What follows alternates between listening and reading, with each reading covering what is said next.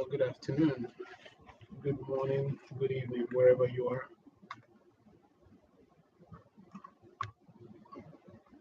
Good evening. Yeah, thank you for your patience and thank you for being here. So tonight I am going to be looking at a combo that is F1 and F2, the connection and how you can uh, look at both interviews. And so while we are looking at the combo, the F1 and F2, we will be also discussing how both visas are linked together, how they are all connected, and how one cannot do without the other. So we'll be looking at both scenarios to see how we can address the questions that may come up during a possible visa interview. So I just want to remind you that this video is streamed live on YouTube. You have every right to decline being part of this session. However, your private or personal information will not be part of this conversation. So you can decline if you don't want to be part of it. You can also go ahead. As I said, your personal information will not be part of it. It's just for educational purposes. All right. So do you have any question? Yes, go ahead. Al. Okay. Yeah, good evening. Good evening. Yeah, please, I'm wondering, will there be more interviews? Because my interview is coming up on Monday. I've done one, what's it called? Run with you. I don't know if. That's why I'm here. So if you're ready, let's go. Yes, I am. Okay. So what are you actually going for? F1 or F2? F1. Is this your first visa interview? Yes, this is my first interview. Have you traveled out of the country?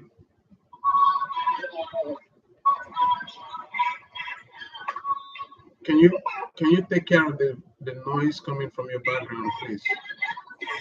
No, it's not my background. Please, if you are not with me, can you turn off your microphone? All right. So before, who is talking now? Is it Alf? Yes, it's me. Okay, because I'm seeing Alf. Okay. All right. So where are you traveling to? I'm traveling to Denver, Colorado. So when they ask you that question, what they're looking for is the name of your school and the location of your school. Okay? Okay. Yeah. All right, let me take it again. Yeah, go ahead. Okay, I'm going to University of Denver in Colorado. Okay. And what are you going there to do? I'm going to pursue my master's in business analytics.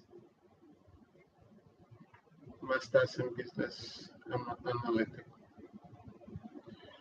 And what did you study in your first degree? I studied agricultural economics, but transitioned to right after Hold on. graduation. Hold on. Just, I always encourage people when they are asking you a question, they have a reason for every question they're asking you. Allow them to exhaust the question. There are occasions where you can interject or add more things, but when they're asking you a question, just allow them to ask you a question. So the question is, what did you study or what did you major in your first degree? You said agri-economics. Then wait, and then they may want to ask you, what are you doing currently?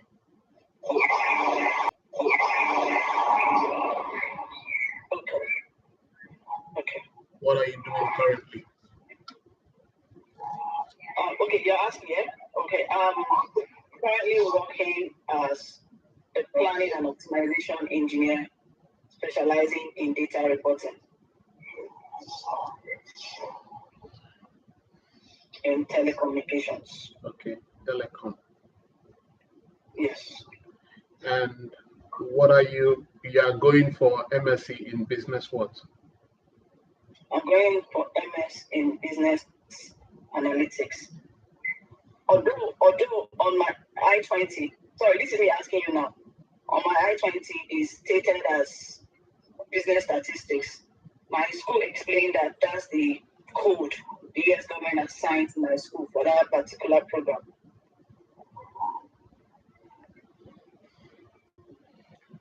All right. So it's up to you to explain that to your VO, right? But I always Okay. encourage people to just be very conversational. When you go there, they ask you, just be able to explain that in a very simple conversational way. Don't deviate from the conversation. Don't go into talking too much to explain what is not necessary, right? So, Okay. so they may want to ask you, why did you choose this course? Why the sudden change? Okay.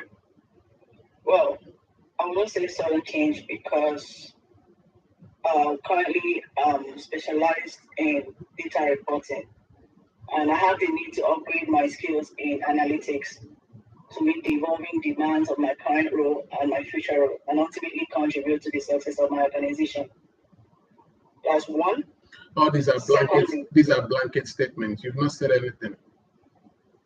So you see, to whom much is given, much is expected. You just made a statement, yes, but in that statement, I'm not finding any reason why I should give you a visa because they are blanket statements. What your VO is expecting you to do is to break it down, concretize that, look for a problem in your organization and analyze it. Just make a case study. Simple. okay, Why I did can you take choose that this again. course? Yeah, go ahead. Why did you choose this course? Okay. This program will enable me improve my proficiency in SQL and Python programming, and also develop skills in business intelligence and visualization tools such as Hold Tableau and on, Power hold BI. on. You're not just going to get SQL and Python programming. There's a problem. There's a reason. Can you mention Okay, that I'm reason? getting there. No, I'm no, getting no. there. Don't go there. Strike your Okay, juicy points first. okay, Because they're making decision right. They may not listen to the end. So why do you need to save your juicy answers last? Present it first, then you explain. Does it make sense? okay. Yeah, Oh, yeah, it does, it does, good. So it does. present your case first, then explain later. Because you may not Okay, have a second chance. And remember, the first 120 seconds are usually when you make your first impression about yourself. Why do you need to waste it? okay. All So right. Thank you. Let me take it again. shoot.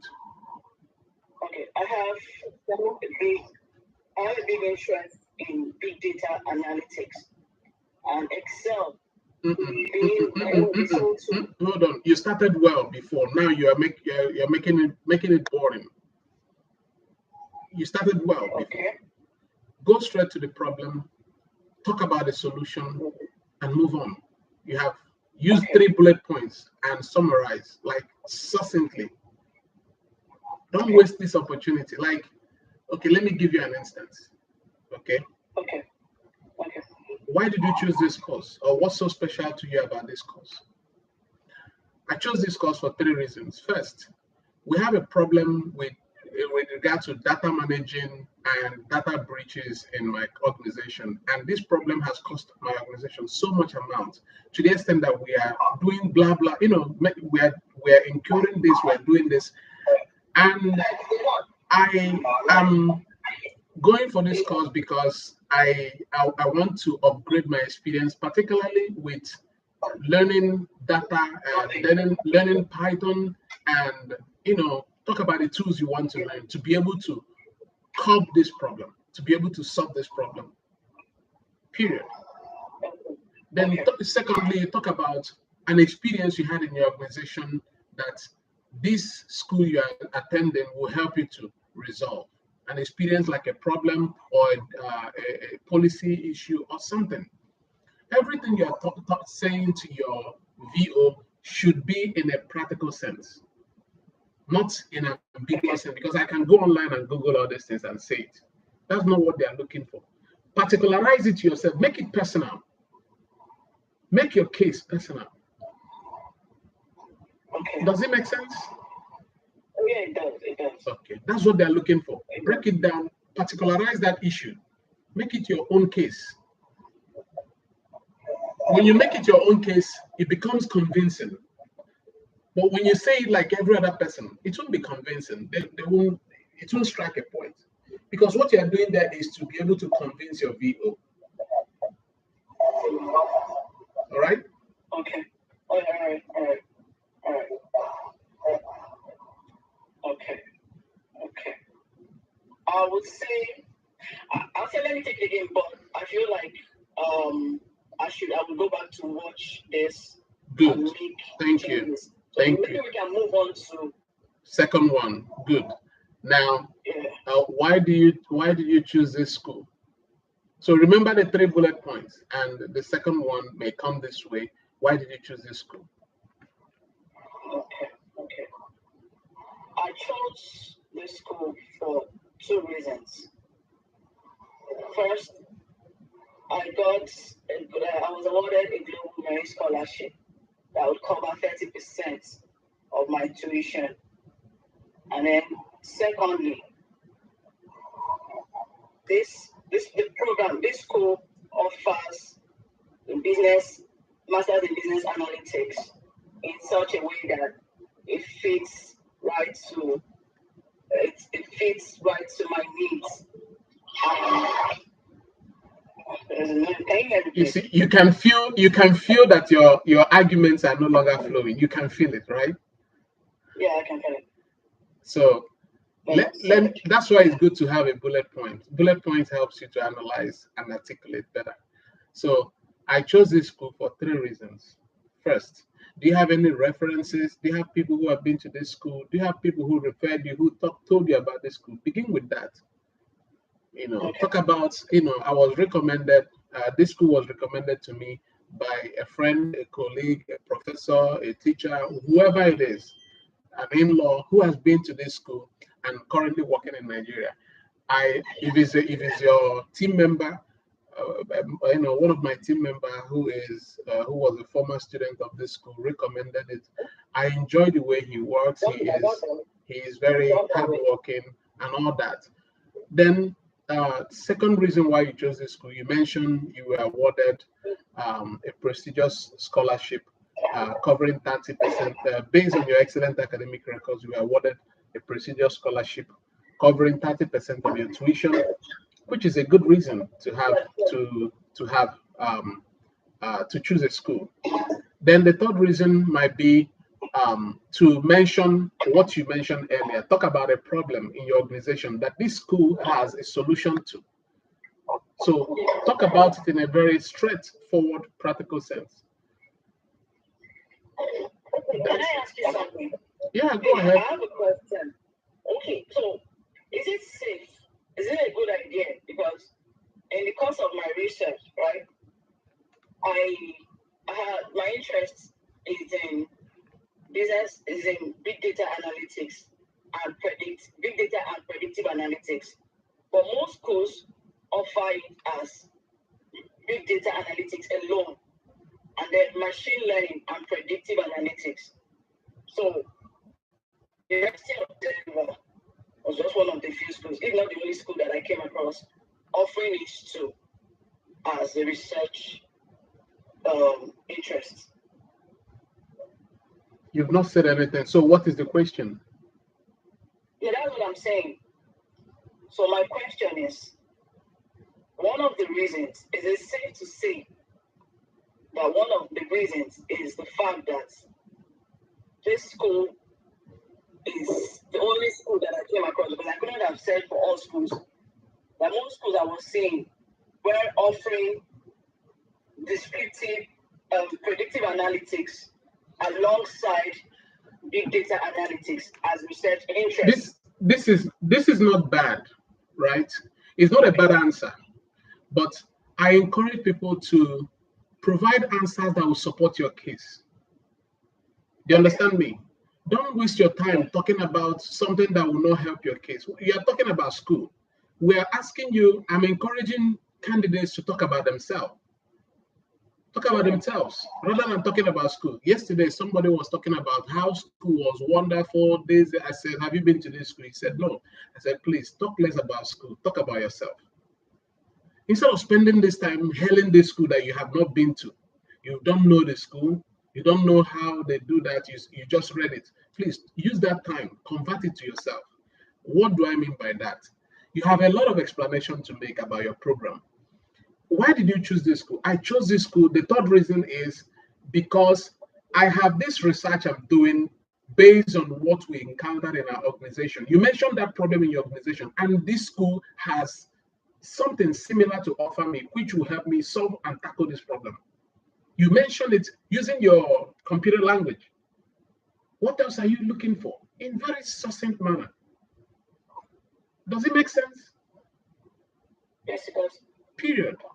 That's all you need. That's your interview is not supposed to last more than 7 minutes unless your VO is interested in you and they are looking for more points to convince them. So you really have to save your energy from talking too much. We are Nigerians, we like to talk too much.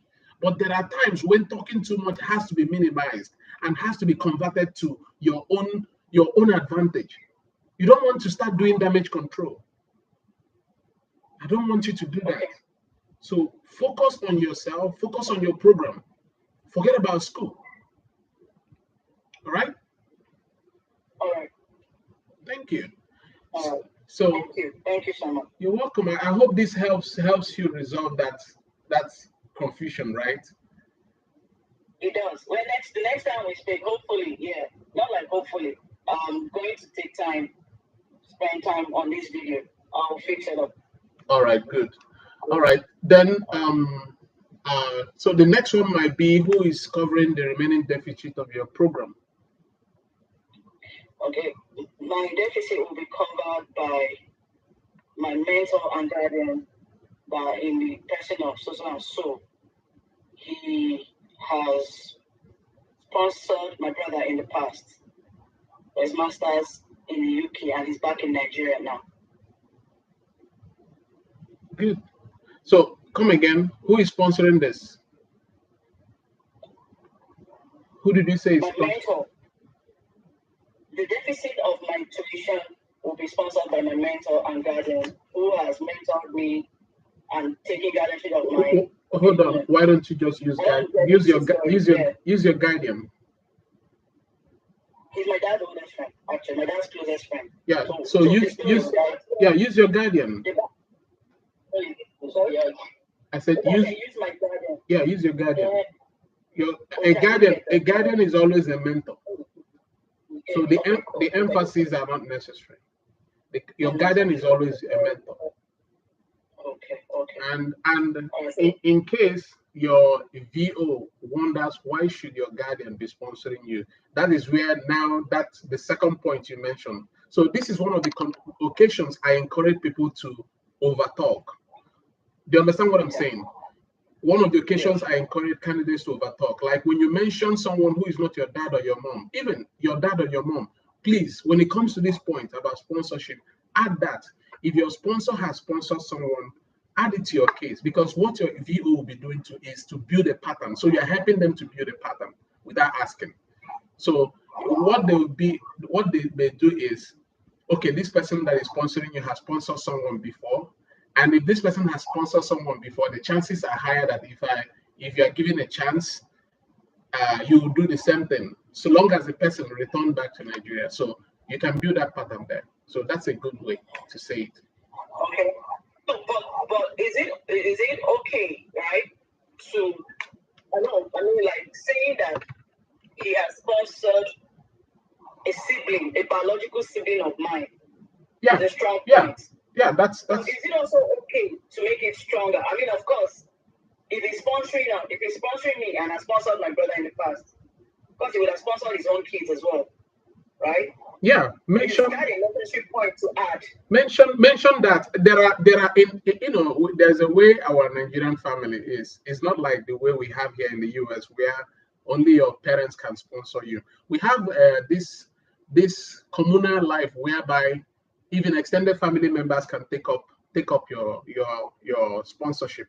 So you can mention it in such a way that this he's a lover of education. He loves all that kind of stuff. But you don't need to explain all this unless you are asked. But they go straight to the Okay. point. He also sponsored my siblings and all that, his own kids, and they're all in Nigeria working. So this is what he does. Like he's an education lover. So all that kind of stuff that just background to this identity of the person who is sponsoring you. All right. Okay. Yeah. Okay. Yes, I also want to ask. So, say for instance, they ask for bank statements, Hmm. right? Is it are they demanding for most recent or the one sent to school that I used to retrieve to get my I-20? Okay. Yeah. Somebody put up that question. Usually, your bank statement should not be more than 3 months. Okay. So if the one you submitted to the school is more than 3 months, you need a fresh one. If it's not more than 3 months, it's good to go. Okay. Yeah. Okay. Because it Okay. takes it takes that length of time to be able to follow a pattern in somebody's account. Yeah. And say they ask how much does a sponsor earn monthly or what's this? So because Put it he annually. is Don't say monthly. Put it annually. annually, Yes. Make okay, make annually. yeah.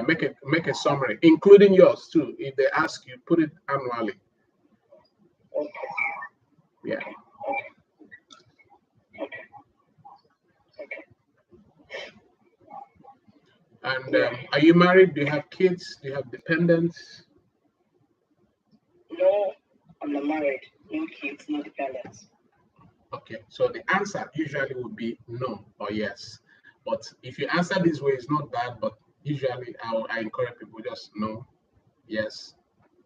And if they have more questions, that would be wonderful. But please remember to make your interview conversational. Don't make it look like Okay. an interview. Engage. Talk about things. Your composure is very good. I'm not feeling like you're tensed up. You're slow. You're straight to the point. This is the approach. So this is what I recommend for everybody. Have that comportment. Go straight to the point. Avoid too much talking. Please, that is what kills a lot of us. We want to explain. We don't need that explanation. Just go straight to the point. Okay. Thank you. You're welcome. Thank you.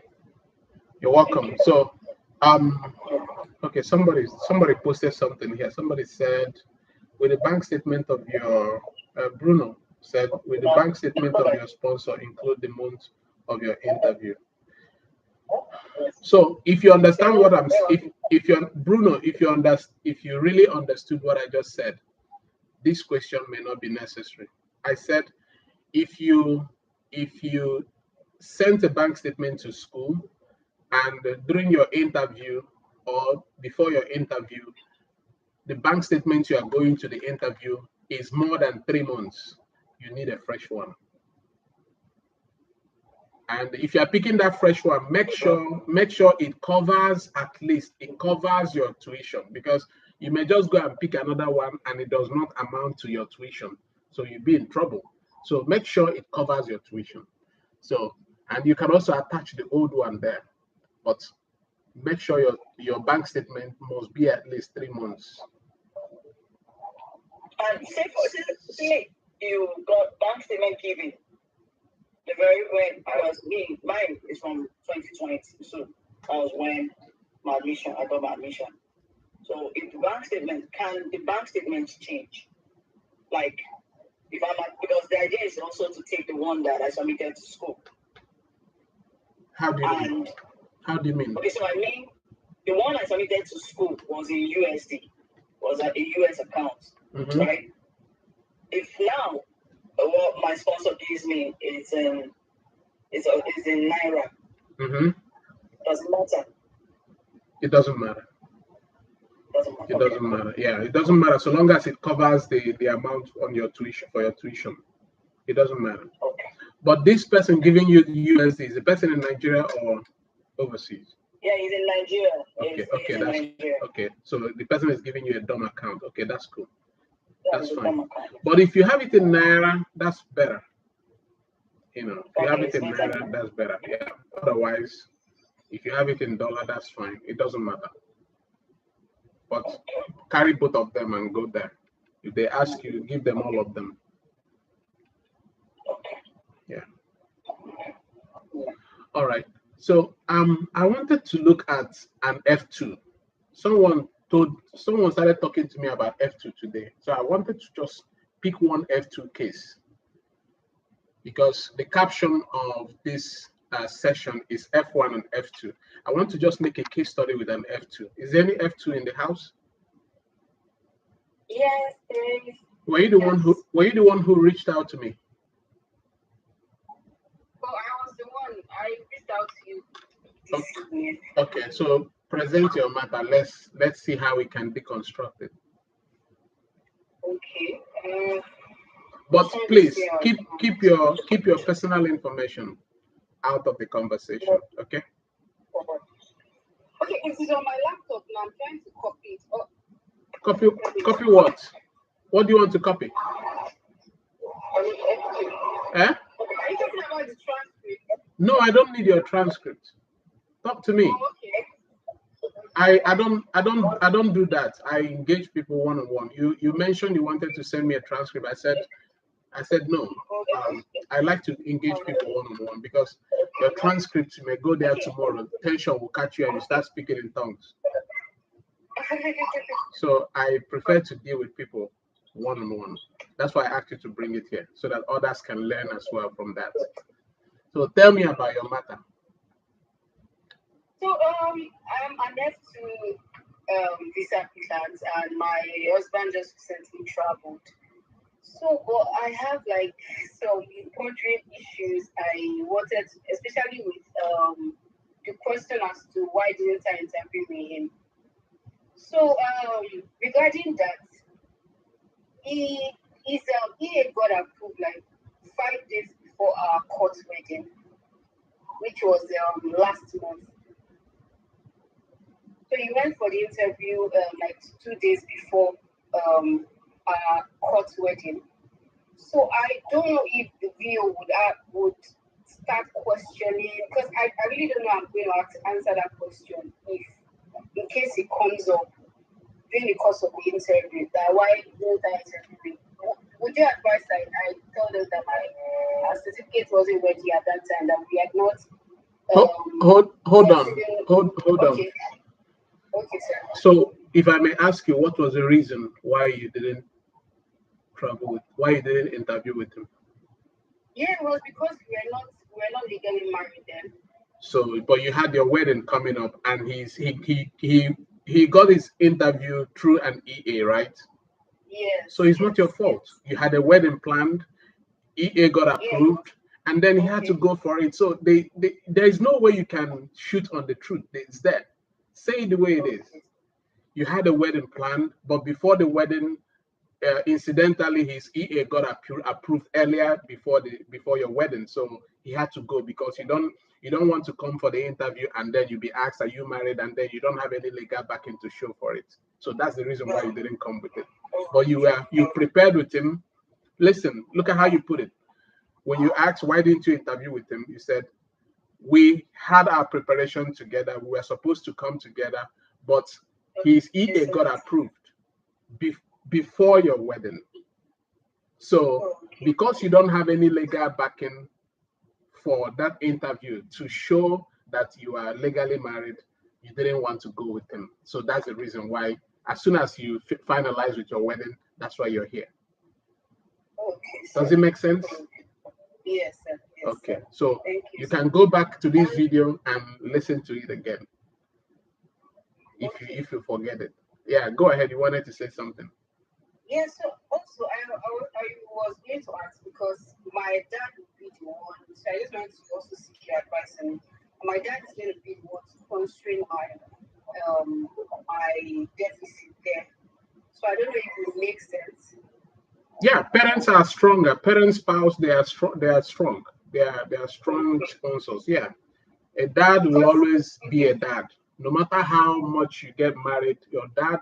Listen, the first boyfriend of a woman and the first husband of any woman is her dad. okay, sir. Always remember that. And the VOs understand the personal attachment that fathers have with their daughters. Look for the book, Fathers and Daughters. It will explain better for you. Okay, sir. All right. Okay. So that's It was actually a statement of account that is for the I-20. that's fine. Because I was a bit scared of using it because from previous interviews I've attended and all, a lot of them use their spouse, and my husband's deficit was a lot, was about 100 and something plus because it was made for an MBA. So that was why I thought of using my dad. It doesn't matter so long it doesn't matter so long as your dad is willing and he has a document to show for that. I think what you must focus on is on yourself. So Okay, if you sir. have if you have your dad sponsoring you, that's cool enough. Okay, sir. Okay, sir. Okay, And sir. then do you have kids? Thank you, sir. Yeah. I think because I was trying to put the transcript together. I just needed like clarification on some stuff. No, Yeah, I that was don't. why. Yeah, I don't need your transcript. I just want to talk to you. You see the way I'm talking to you. That's the Yes, way yes, it will yes, be. I yes. believe in real life, real time, because most time people put up those all those transcripts, and the only thing it does is to help make you to memorize those. I don't want you to memorize the answers. Say it the way it is. Like the truth is there. It's obvious, but talk about the reason most times people fail interviews not because they don't know what to say. They have it. They have the information, but in trying to present it, they say more than they need to say, or they say less than they need to say, or they put it in a way that it does not make sense. Because your interviewer wants to be convinced. You don't even need to finish what you're saying for them to be convinced. So that's the focus. So if you present your case this way, I think it will make a point without magnifying issues and alarming proportions. So do you have kids or dependents? Not yet. We just got married. All right. So just present your case the way it is. Okay. And if they ask you, what will you be doing in the US when you get there? So I just went through it with my husband who recently You have not answered that question. So this is also a good reason to deny you visa if you answer this way. So what will you be doing when you get to the US? so I intend spending time with my husband, like spend bonding with him as much as I can, Hold and on, also help him. ma'am. Okay, sir. If they ask you that question, it's very simple. Your husband is still, how long did they travel? We traveled 2 weeks ago. And when are you planning for your interview? When are you planning to travel? So I've not gotten a date yet. Okay. I'm being hopeful that hopefully I get. I'm being hopeful that I get a date next month, October. Okay. So had it been you're traveling earlier enough, I would have encouraged you. Normally, I encourage people to talk about your husband will be taking care of um, But listen, I can't hear you. yeah. Hold I on. think It someone's looks mic is on. I'm struggling to hear. yeah. Please, can you turn off your mic if you are not here? Somebody says, Anthony, can you please? Yeah. David, can you off your mic? David, can you mute your? Okay, I'm gonna do it myself from here.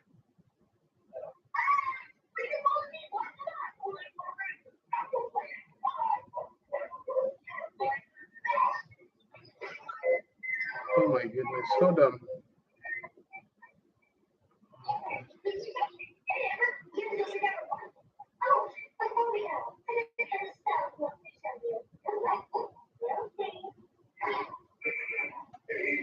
now. The worst thing is this is just hold on, guys. Okay, I got it.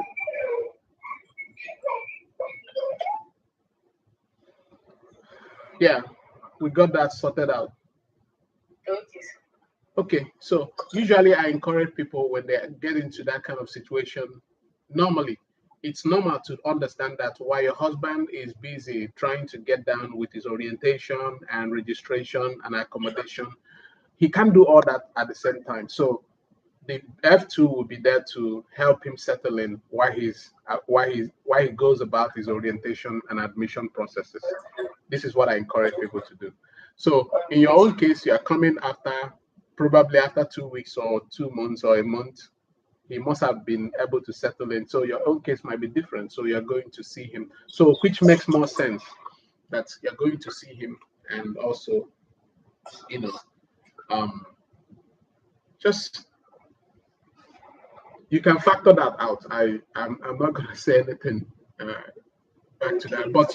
But you have according to the F1 F2 provisions, you can travel together or you can travel later. So it doesn't matter.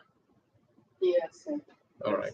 So far so good, and congratulations. Thank you, sir. Yeah, Bruno, you raised your hand. Yes.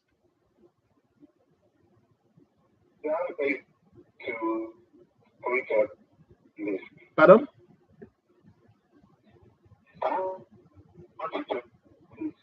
I can hear you. Your internet. I don't know if anybody is hearing you. Your internet is very, very bad. Please, can you? I want to plead with all of you. Can you?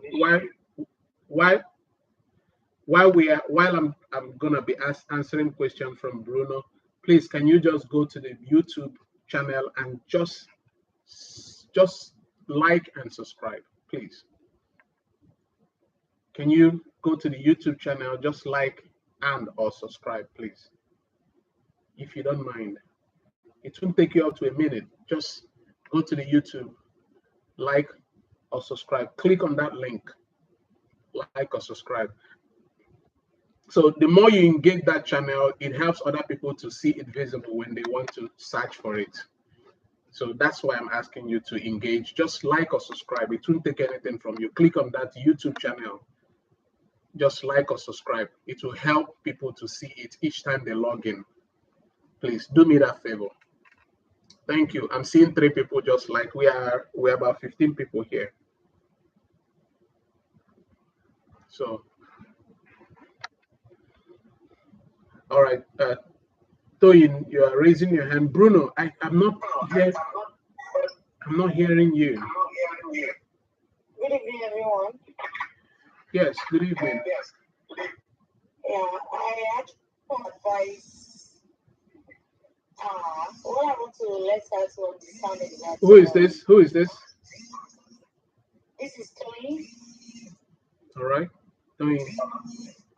Please, I will join. Please, I will comment later. Please. Are you asking a question or you are making a suggestion? No, I just want to advise. I will do that later, please.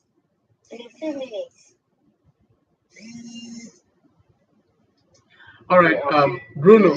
Bruno, yes, Bruno.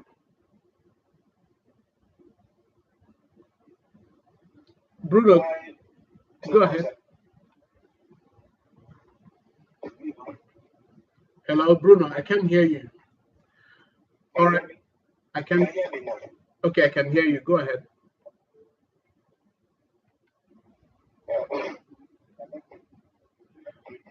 Can you work on your reception? I guess you're having a very bad reception.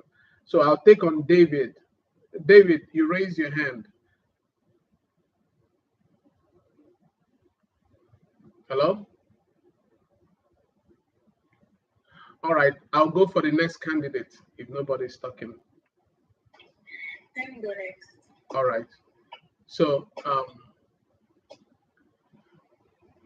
have you is this your first visa interview?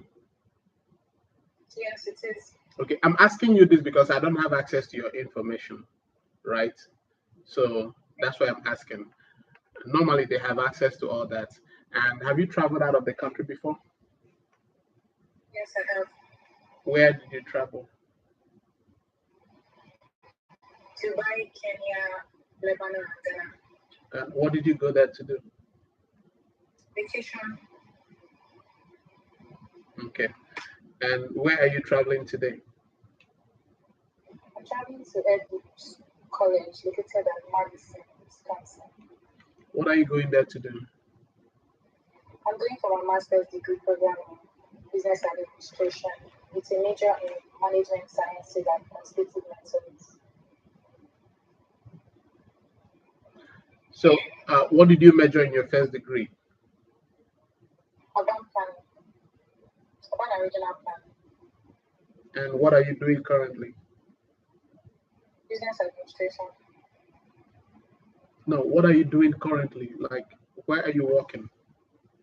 Okay, I work with townfield solicitors. They oversee the legal aspect of real estate businesses. Okay. So, and you are going for business administration. Yes, Okay. So, why did you choose this course? What's so special for you about this course? I chose this course for two reasons. Firstly, I majored in urban planning in my first degree, and I haven't worked with the Ministry of Urban Development. I I noticed some challenges like the siting regarding siting of production houses. I realized that most production houses were improperly sited, which causes flooding as we are experiencing now. And I believe this experience will enable me properly site production houses as I plan to start up a planning firm in Nigeria when I return back to Nigeria. Secondly, this degree will equip me with the advanced experience to effect the position of administrative secretary at my current place of work, where I'll be making policy decisions like client communication procedures and also what matters the firm will accept. How do you feel about your answers? Good.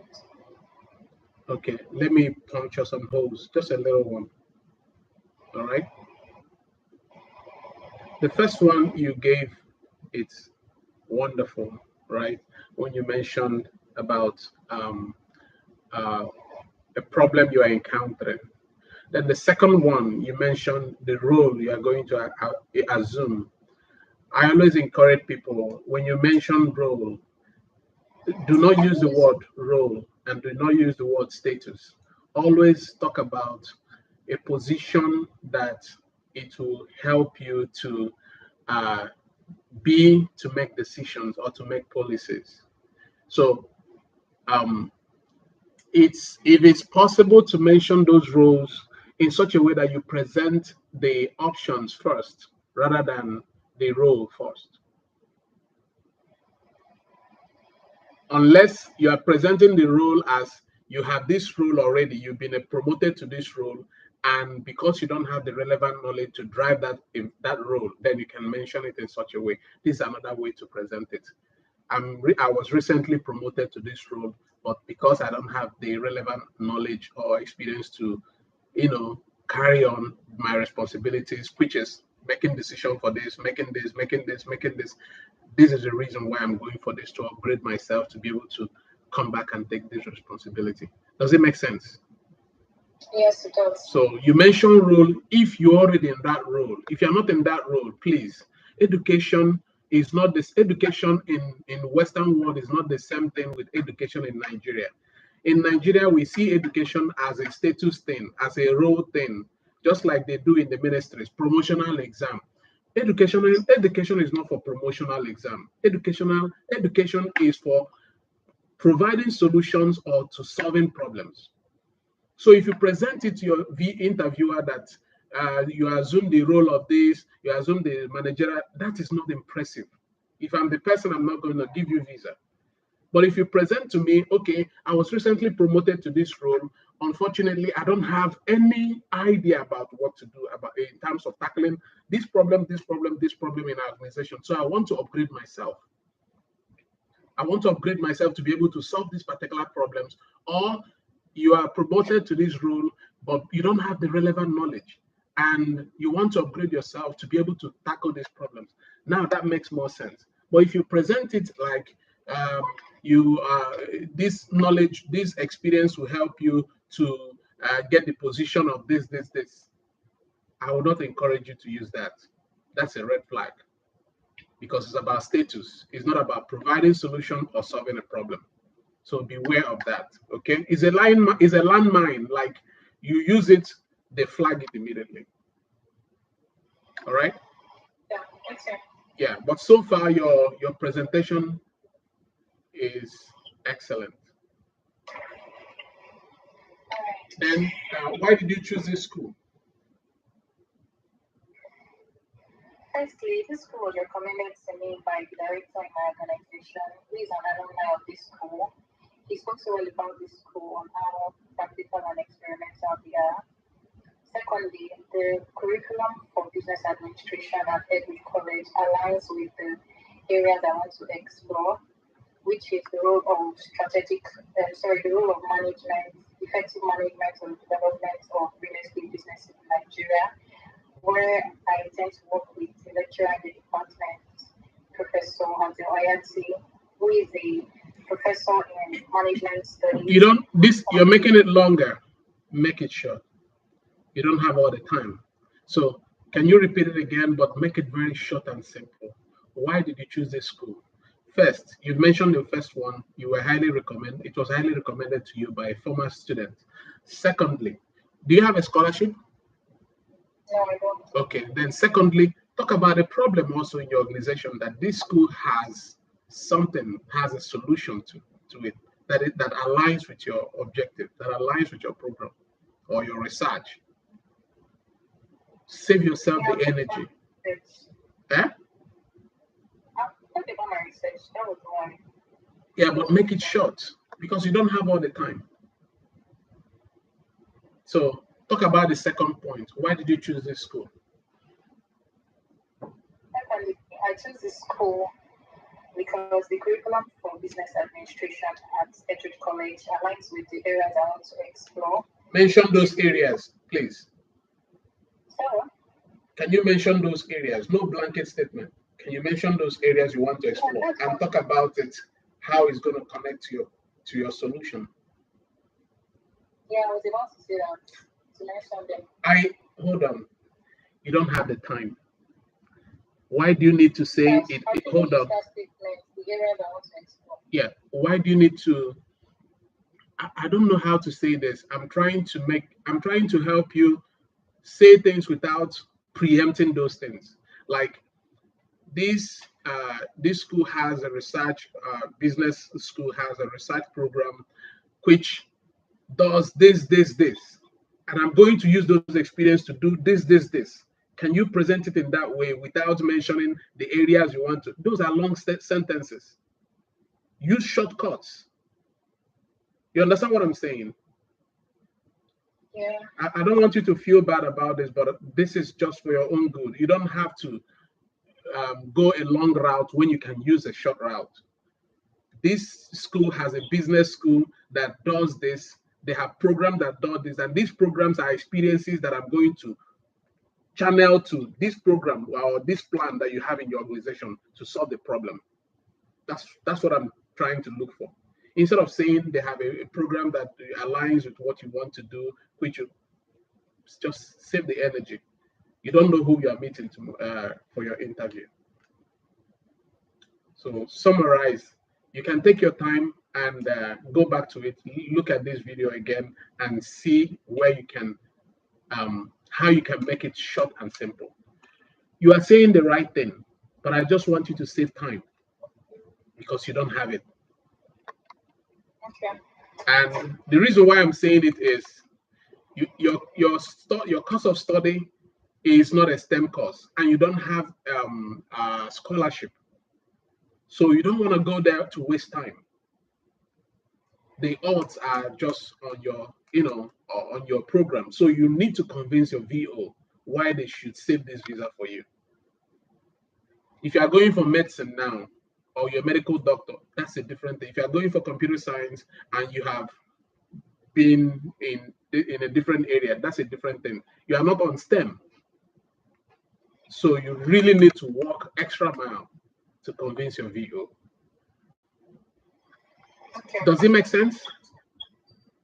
Yes, it does. Yeah, that's why I'm saying that when you are not on those courses that are stellar, like the ones that are being sought for, you just save yourself the time, shoot straight to the point, and make your impression and step out. Okay. You can try again if you want. Otherwise, you can go back to this video and rephrase. But so far, there's been a consistent improvement in your interview. I just want to commend you for that. There's been a consistent improvement.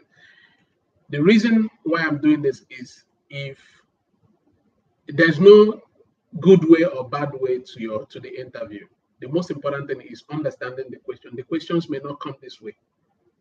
It may not come this way. They may start asking you different things, maybe about how many schools did you apply and who gave you admissions, all those that they may just want to start from that. They may want to start from why did you choose this course? But your ability to be prepared for it gives you an upper hand in terms of how you respond.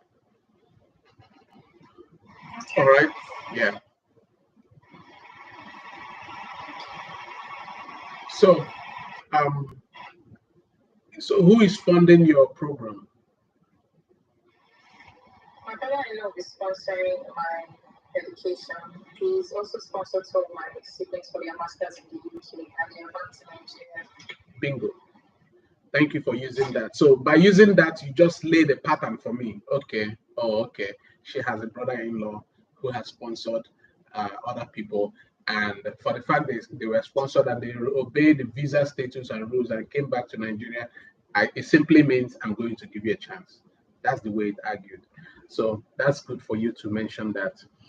Then, are you married? Are you single? Do you have kids or dependents? Those questions may come up. No. All right. So, so far so good.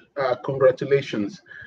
Just go back to this video and check on those areas that I mentioned, the status stuff and short sentences. Short sentences helps you, especially if you're using bullet points. Don't breach your bullet points. All right. Okay. All right. Yeah, I have a question. All right. Shoot. There's this particular question that is making me confused. The question of what will this degree do for you? I want to know if that question means why did I choose this course, or if it simply means my post-study plan. What? Come again. What did what? What will this degree do for you? Yeah. So this degree will help you to answer the first question: why did you choose this course? Okay. So the reason why this kind of questions comes up are that's why I encourage people when they ask you why did you choose this course, that is a time is a limitless opportunity for you to sell yourself, talk about yourself. So Okay. hold on.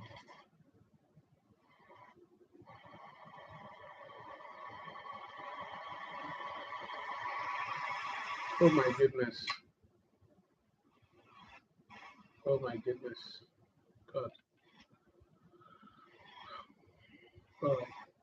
So when they ask you that question, they simply want to know why, how, your history past, your history present, and your history future. That is a time for you to sell yourself and celebrate yourself. Like talk about you, talk about what you want to, what you plan, and what you intend to do, and what you're doing. So if you're able to establish all these points from that intro, they may not need to ask you this, what will this course do for you? Because right from the beginning, you've already established that. That's why I encourage people to use what they call logical blockers. You block those anticipated questions before they come. So in your plan, in your process of trying to explain why you chose the course, you integrate it into the question. You talk about it like this is what you want to do, help you to solve a problem in your organization. When you're mentioning your organization, I don't need to ask you, are you going back home? You've already said that. I don't need to ask you, what would this course do for you? Because you've already said that. Because you're presenting a case study. See what a case study can do for you, a problem you want to solve. So, yes, they are the same. Okay. My second question, I heard when you were saying something about the account statement. What if we are not able to get a recent account statement for the account that we're using? Can we still take the six-month bank statement we submitted to the school for our interview? Yeah, the bank statement is yours, but to be on the safer side, it's better to have a fresh one. If you don't have a fresh one, you can't kill yourself. Go with what you have. If they ask you, you see, these VOs, they are very smart and they're very understanding. Let me tell you, some people go for this interview, they don't ask them about bank statement. Do you know that? Yes. Some people go there, they don't ask them who is sponsoring you. That's why I tell people the first 120 seconds of your interview is when you make the impression. When you make your impression, if you can be trustworthy, they can feel it. These are body language experts. They can see it, they can smell it like coffee, who you are. So when you come there and they ask you, if you create doubt for them, if you create any reason for them to doubt you, they may ask you, okay, do you have any bank statement? I'm sorry, I don't have a fresh one, but I have the old one that I submitted to school. I was not able to print a fresh one. As sincere as your answer is, if I'm the one there, I'll simply, okay, don't worry about it. Or okay, let me see what you have. This is how they reason. They understand you. But when you are down to earth, that's why I tell people, be down to earth in your explanation. Make it conversational. Don't go there to defend yourself. If you are defensive, you won't get a visa. Because people who are defensive are people who have something to hide. If you are saying the truth, you don't have to defend yourself. If somebody is trying to argue, tell you like you don't have money, you don't have this. Do you need to argue if you have money? You don't need to argue, right? So you go defensive when you don't have that thing. When you have that thing in this culture in the US, you don't need to make noise about it. So I will encourage you, if you have it, go with it. If you don't have it, when you go there, if they ask you, I'm sorry, ma'am, I'm sorry, sir, I was not able to print a fresh one, but I have the old one that I submitted to the school. Would you still like to see it, or would you like to see it? Period. They are very understanding. I can count on that. All right? Okay. Yes. Okay, that's all. That's all. All right. So any other person? Good evening. I told you yesterday that my interview is tomorrow morning. Oh, really?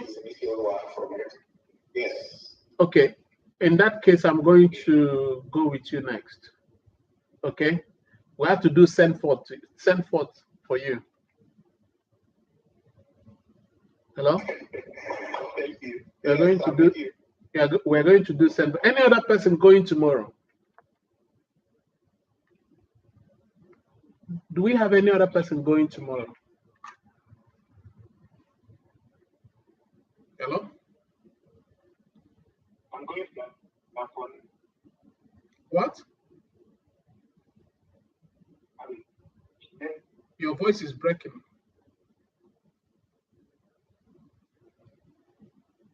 Going there. All right, let me go with the person that is going tomorrow.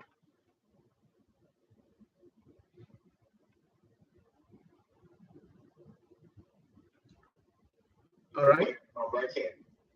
All right. So, is this your first visa interview? Yes, it is. Have you traveled out of the country before? No, I haven't. Okay. And where are you traveling to? I'm traveling to University of New Haven, Connecticut. What are you going there to do? I'm going there for my master's degree in business administration. What did you study? What did you major in your first degree? I majored in English language and literature. And what are you doing currently? I currently work as a PR and communications advisor in one of the leading PR companies in Nigeria. So, why did you choose this course? Okay, I fell in love with this course because over the years working in the creative industry, 7 years actually, I feel like I've come to a point of, um, should I call it stagnation, in quotes. And I feel like I've come to a point where I need to up my experience to be able to serve and service the needs of my clients better. Again, I think there's a bigger gap to be filled in the Nigerian creative industry. Can And you that use the became bullet obvious points? to me. Can you use the bullet points? Okay, yeah, I forgot that again. You know why I encourage people to use the bullet point. Do you know the reason? Yeah, yes, you What's told the me what's the reason? to sustain interest Yeah. and to sustain interest really. And steady the focus. Yes. When you use bullet points and you're not violating it with long statements, your VO will focus on you until you finish the third point. That's a tactic I encourage people to use. I encourage people to use it strongly. When they ask you a question, you say, I chose this course for 3 reasons. Your VO wants to hear those 3 reasons before you finish, before they interrupt you. Unless you're making use of long statements, then they will interrupt you because it will get boring. So use it to hold their attention. Okay. Go ahead. Why did you choose this course? I chose this course for 3 main Avoid reasons. avoid Okay. as in avoid it. It simply means uncertainty. Yes, please avoid it. Avoid Okay. anything that will make you touch your face, touch your nose, touch your mouth. Keep an eye contact. Continue. Okay. I chose this course for 3 main reasons. First, having been working in the creative industry for over 7 years, I feel like I've come to a point where I need to up my experience and polish my experience to be able to serve and service the needs of my clients better. Secondly, I noticed that there's a bigger gap to be filled in the Nigerian creative industry, and this became obvious to me in my current place of work. I realized that the core business administrators find it difficult to manage the creatives, that's the designers, the writers, because they have different nuances. And so I want to study business administration to be able to create a template or a rule of engagement and even policies to be able to manage and efficiently cater for creatives in Nigerian industry. Yeah, that wasn't good. That's good. Then I can add to that as well. You are also doing this to be able to lift the face of the creative or the lift the face of the industry. You know the industry already. So to be able to upgrade the face of, give a facelift to the industry in Nigeria to be able to merge, to be able to measure up with their counterparts overseas. Um, is one of the industries that is also giving Nigeria money, and it needs to be taken seriously. Yes, I was going to ask that. Can I mention that? Can I mention like give a statistics about the Nigerian creative industry, like how They, they, creatives are they- making okay, up? go ahead. Go ahead. Let me see, but make it very short and simple because that should be your third point. Assuming if you want to, because you don't want to bore down your VO. Okay, Go let me ahead. just go again. Go ahead with the third point. You can go back Third to the one. video and then yeah. Okay, and thirdly, who says creatives themselves can be great business managers? In the future, I want to be able to create a venture to teach creatives who are, by the way, who make up 60% of the workforce in Nigeria, to train them to also become great business managers themselves.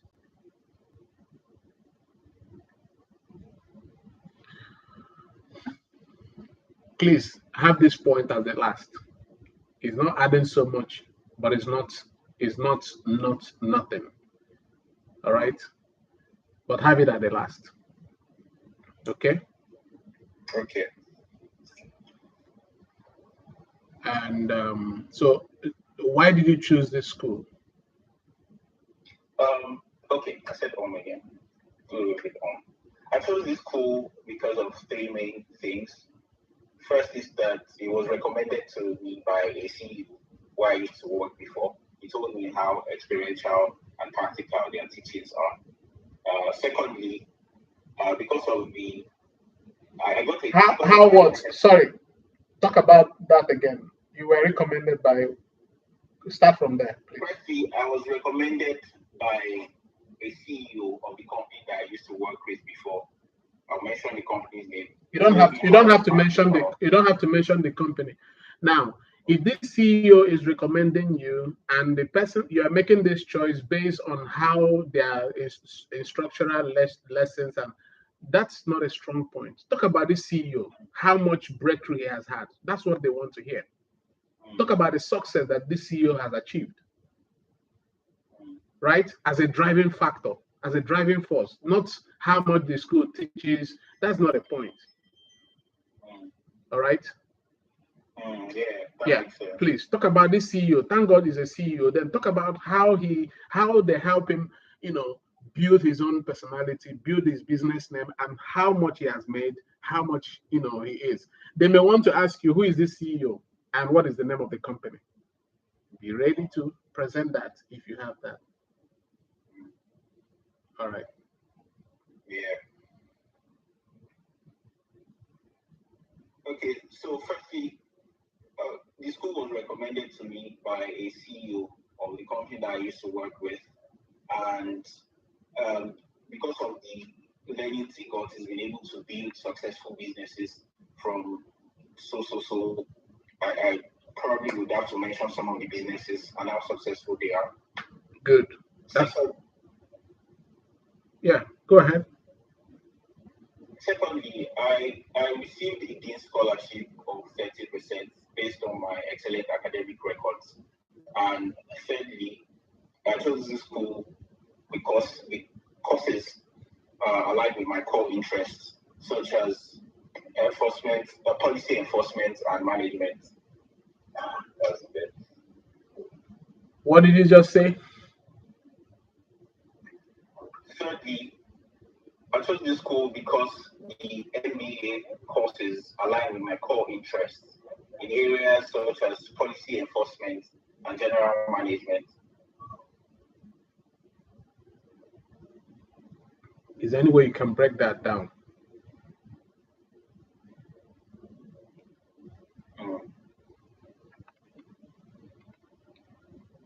Come again with that point.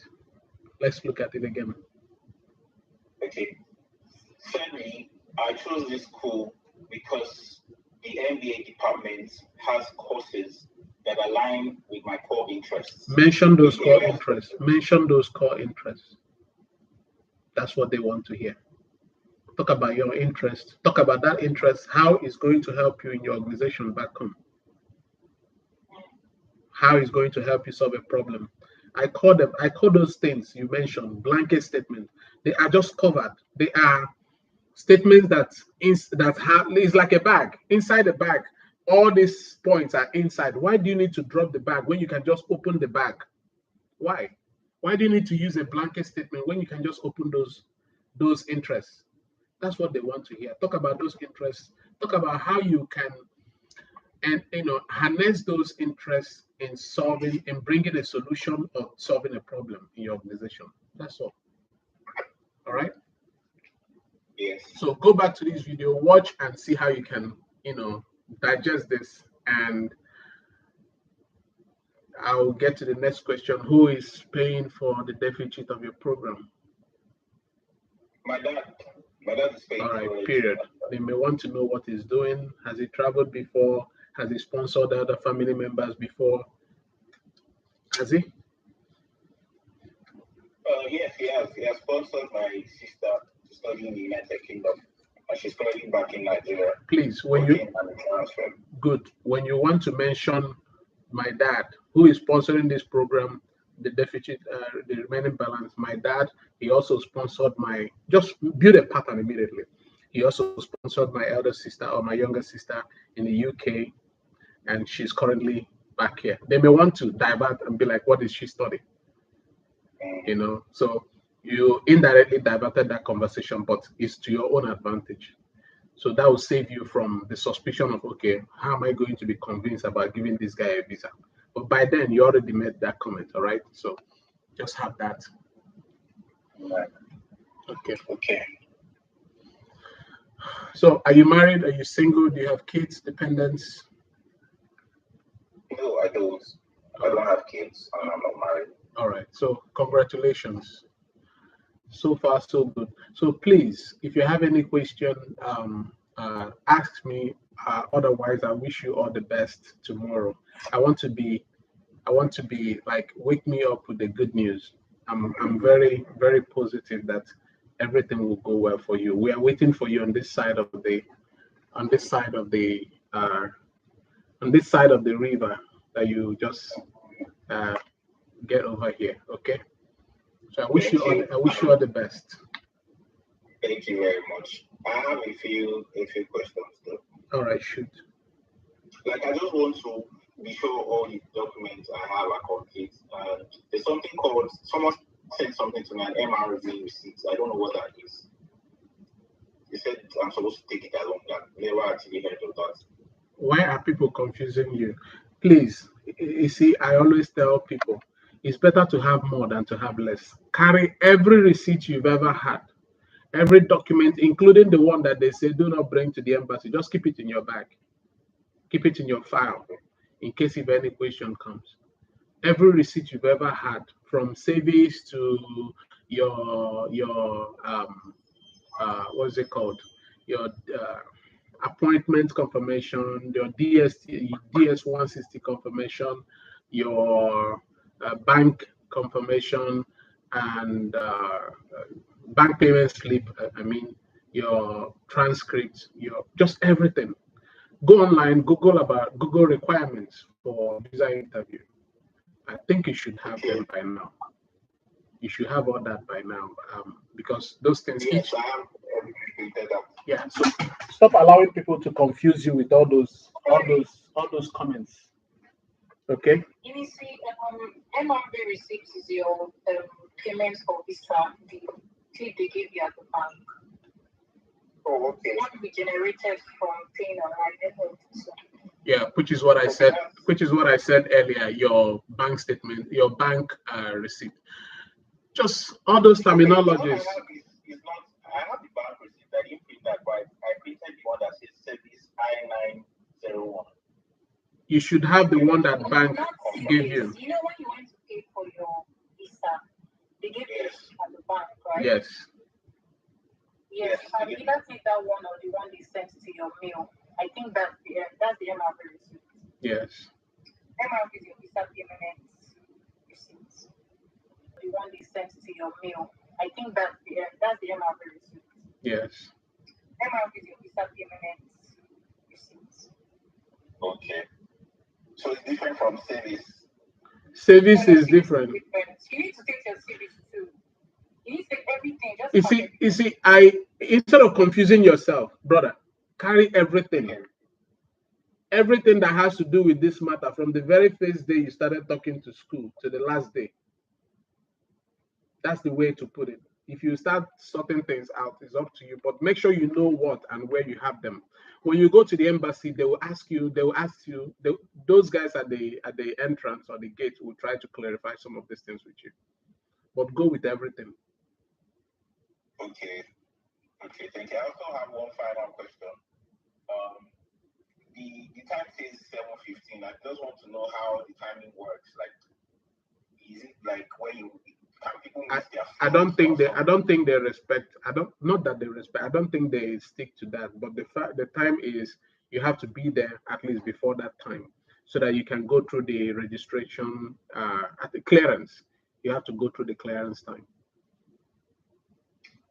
I don't think they stick to they don't specifically stick to it, but that shouldn't make you come by 10. You know, this question personally, I won't ask this question. The reason is the time is this time. Just be there. Because a lot of us, when we came here, we struggle with time, keeping time. We want to use Nigerian time to navigate Oyibo time. It doesn't work. So stick with that time and you save yourself this question. Okay, thank you very much. Okay. I want to say something. Yeah, go ahead, please. Sorry. Go ahead. I don't know. Try not. I hope you have a passport photograph. Yes, I do. I don't actually. I was going to take today, but I'm going to take there tomorrow morning.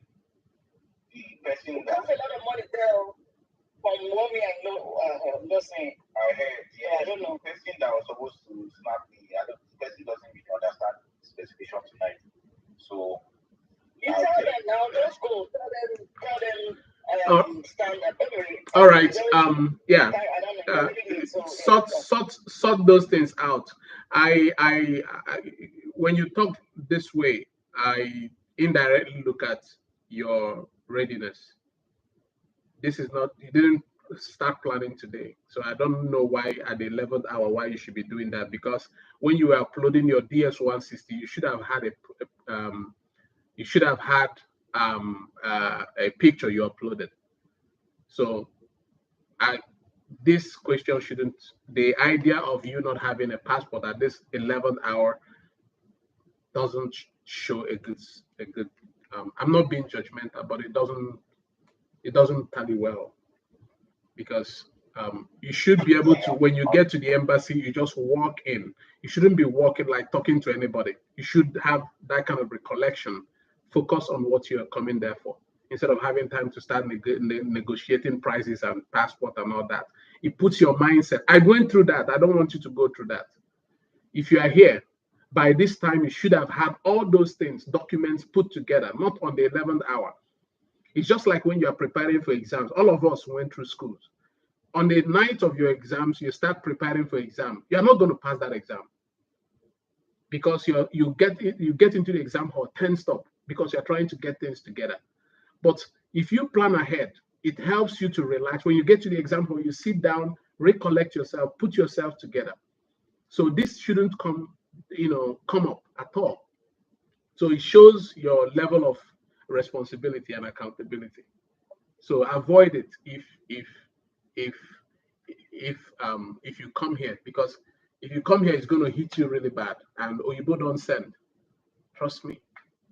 We all went through that. We thought, okay, we can always apologize. You know, Nigerians, we like to apologize for every little thing. Oyibo doesn't have that. Even if they forgive you, you still pay for that.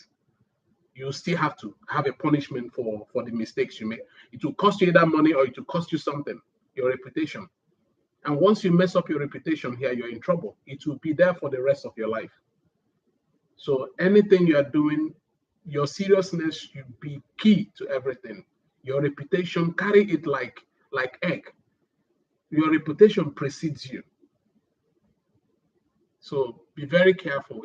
I don't have to say this to adults, but just this is my own experience. I went through it. I don't want you to go through that. That's one of the reasons why I'm doing this. I know what I went through each time I went to work for my visa interviews. I come back, the depression was too much. The feeling was too much. And I feel like, okay, let me just use this opportunity during my off days to just help Nigerians who might be going through that. That's why I'm doing it. So please take clues from this, okay? All right. You're welcome. The next person going tomorrow. Are you ready? We can do that quickly.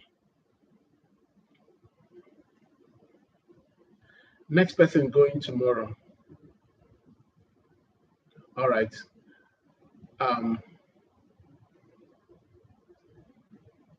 Any other person ready to go?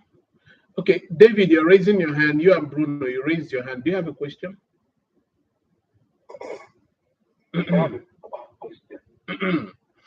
Yeah. What kind of question do you have?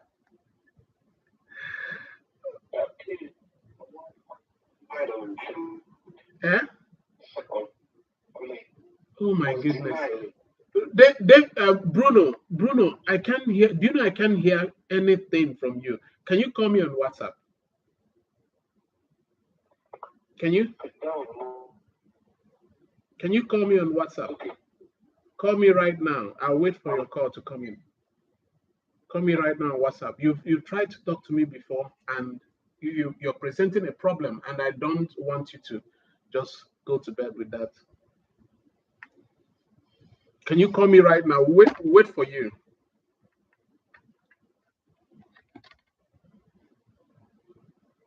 Are you there?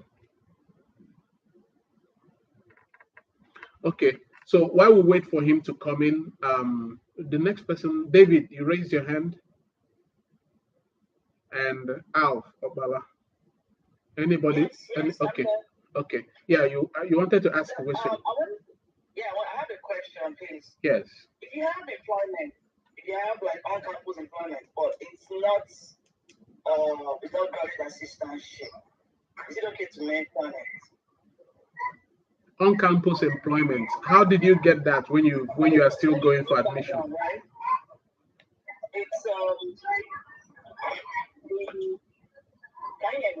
Mm-hmm. not the background. I don't know. Yeah. Okay. Who's? Yeah. Go ahead. Okay. The employment is to is to tutor new divergent and like slow. I don't use the word slow students, but yes, on campus. Yeah. At About the tutoring center. are you a student already? No, but I got that. I got that employment towards fourth semester. Okay, but I have the documents and everything. but let me encourage you. Focus on your visa. Focus on your interview. All right. Okay. Don't bring anything that will make you look desperate. If the employment is part of your how you pay your tuition, then you can bring it. But if it's not, please just focus on your matter. Don't complicate issues. Every F1 student has an opportunity to work on campus. The VO knows that. Why do you need to bring it up? Unless they ask you, you tell them that you have an on-campus assistant, teaching assistant job that you'll be doing. Okay. Yeah, they know that. They know the number of, every school knows the number of hours you can work, what you can do, but not outside the school. But if it's not requested, don't bring it out. It's not necessary. Focus on the question that you are going to be asked. Okay. All right. Thank you. You're welcome. I hope this helps. Okay, it does. Okay. Yeah, David, you've been here for a while. Sorunke, you've been here. You want to say something? Yeah, good evening. Yeah, good evening.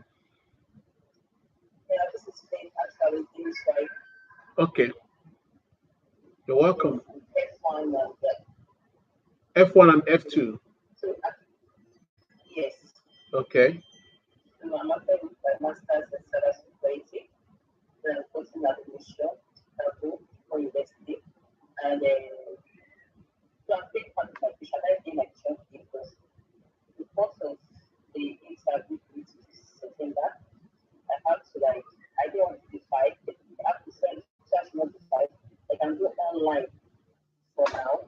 Then why I decide that we are forming a testing in winter. So So what is the issue right now? we need to like since it's like saying we like things to see so like what questions whatever like how is it same questions Your voice is breaking. Your voice is breaking. Can you come close to your phone, or you hold your phone close enough? okay? All right. Can you hear me? Yes, I can hear you now. Okay. I'll say that now that I've started playing and um online and yeah, need for September interview. Is it the same? Is it just based on the same question? You know, like, okay, so decided to pay school fees, but like different or the statement of account. I don't know, like how the question like using like what falls, what your cost and the rest is. Honestly, your voice is mumbling. I'm struggling to get you very well. Okay, can you hear me now? Yes, I can. Can Okay, you hear me? I can hear you now. Okay. Speak I said, slowly. is it even based on the same questions? Since I've already a student, done my online, I have my online ID card already. I want to ask, is it going to be the same question? Like, will they be asking me? I just want to know the difference since I was starting with them. I've been on orientation this on Zoom this 15th August, and lecture starts 6th before the second week. I'll be there. Second week of September, I'll be for my interview. I want to ask the kind of questions like I'll be getting. The only thing I will tell you is do not allow overconfidence to just get encroaching to you. They don't send you. Trust me. Those people don't send, like your VOs don't send you. Once you don't give them what they want, they don't send you. So, and for the fact that you've already started it here, they would be like, okay, since you already started it here, go and rest. Let me save this visa for people who are ready to go. So do not think because you started it here already, you started it in Nigeria already, that is a reason why, oh, your visa will just sharp. No. If you go there, they will ask you questions. They expect you to answer those questions the way they presented it. You have to tell them what your course is from, tell them why you chose this course, tell them why you choose this school. If they ask you simple questions, answer them simply. That's all. You've been listening, right? Yes, you heard how I was able to go through with other people. The same question applies to you, unless the VO feels like, okay, let me just waive these questions and ask her, how do you feel about, like they can decide anything. Your composition, your expression, your articulation, and your focus will tell them what to ask you. But please, don't go with overconfidence. Go with confidence. Yeah, talk in a way that you have a conversation. Talk in a way that you are convincing your VO that this course is interesting and it's helping you to solve a problem. Talk about a problem so far that you've started that course. Talk about a problem that you've been able to use it to articulate, to solve. This is what they still want to hear. So sell yourself there, all right? And talk less about school. People go there to waste time about school. Talk about yourself and what you're achieving with this course in terms of your organization or here in Nigeria.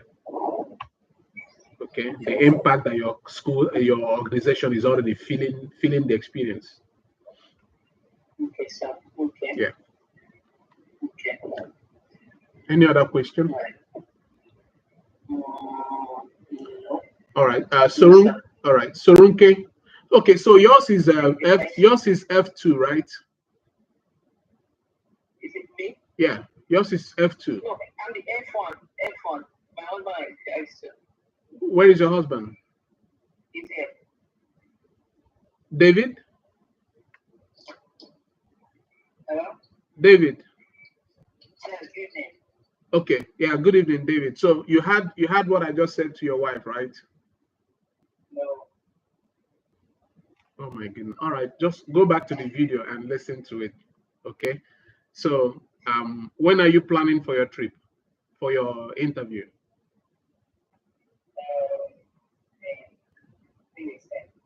Okay. So just go back to the video and review what we just discussed. And yeah, everything should just be okay. Just avoid overconfidence because we will send you. Yeah. All right. Good luck. Good luck to both of you. Okay. All right. Somebody is calling me on WhatsApp. He tried to reach me here. You remember Bruno? So let me get back to him from here. If he picks, that would be wonderful. If he doesn't pick, I'll go to the next person. Sorry, a quick one. Can I go ahead? Yeah, go ahead. It's my name. I'm already in the United States. Sorry, I'm here on J1, and why I actually linked up to this program is that I was my wife is about visiting me. Anyway, visitors visa. When are you organizing that on B1 Beach?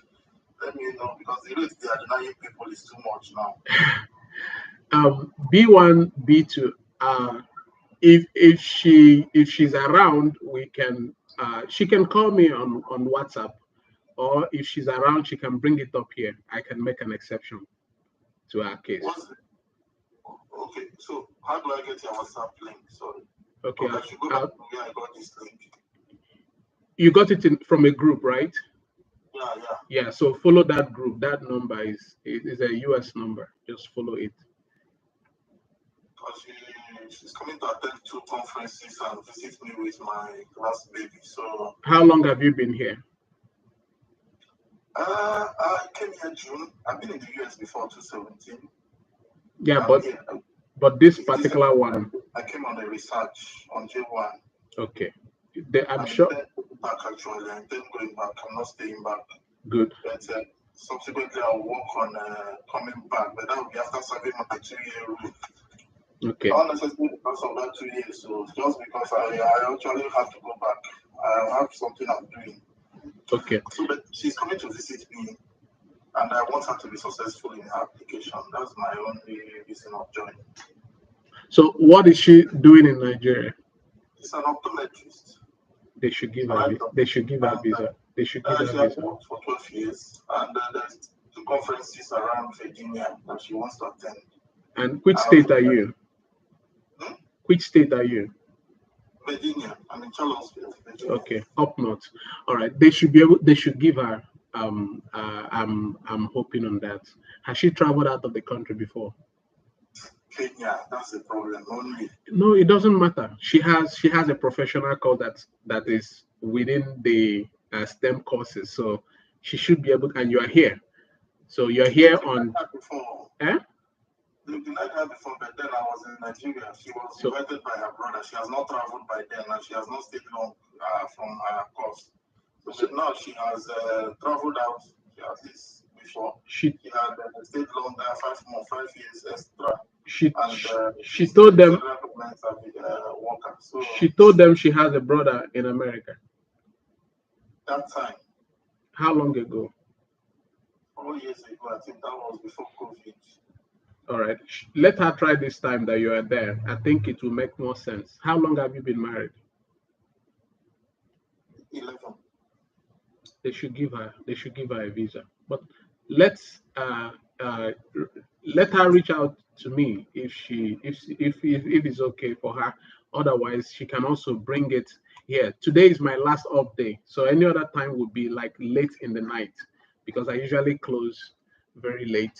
I work 7:30 to 3:30, 7 to 3:30. So my coming online will be maybe when I come, maybe around 10 Niger time or 10:30. So I'll try and be there tomorrow. Otherwise, you can just chat me up and then I'll see how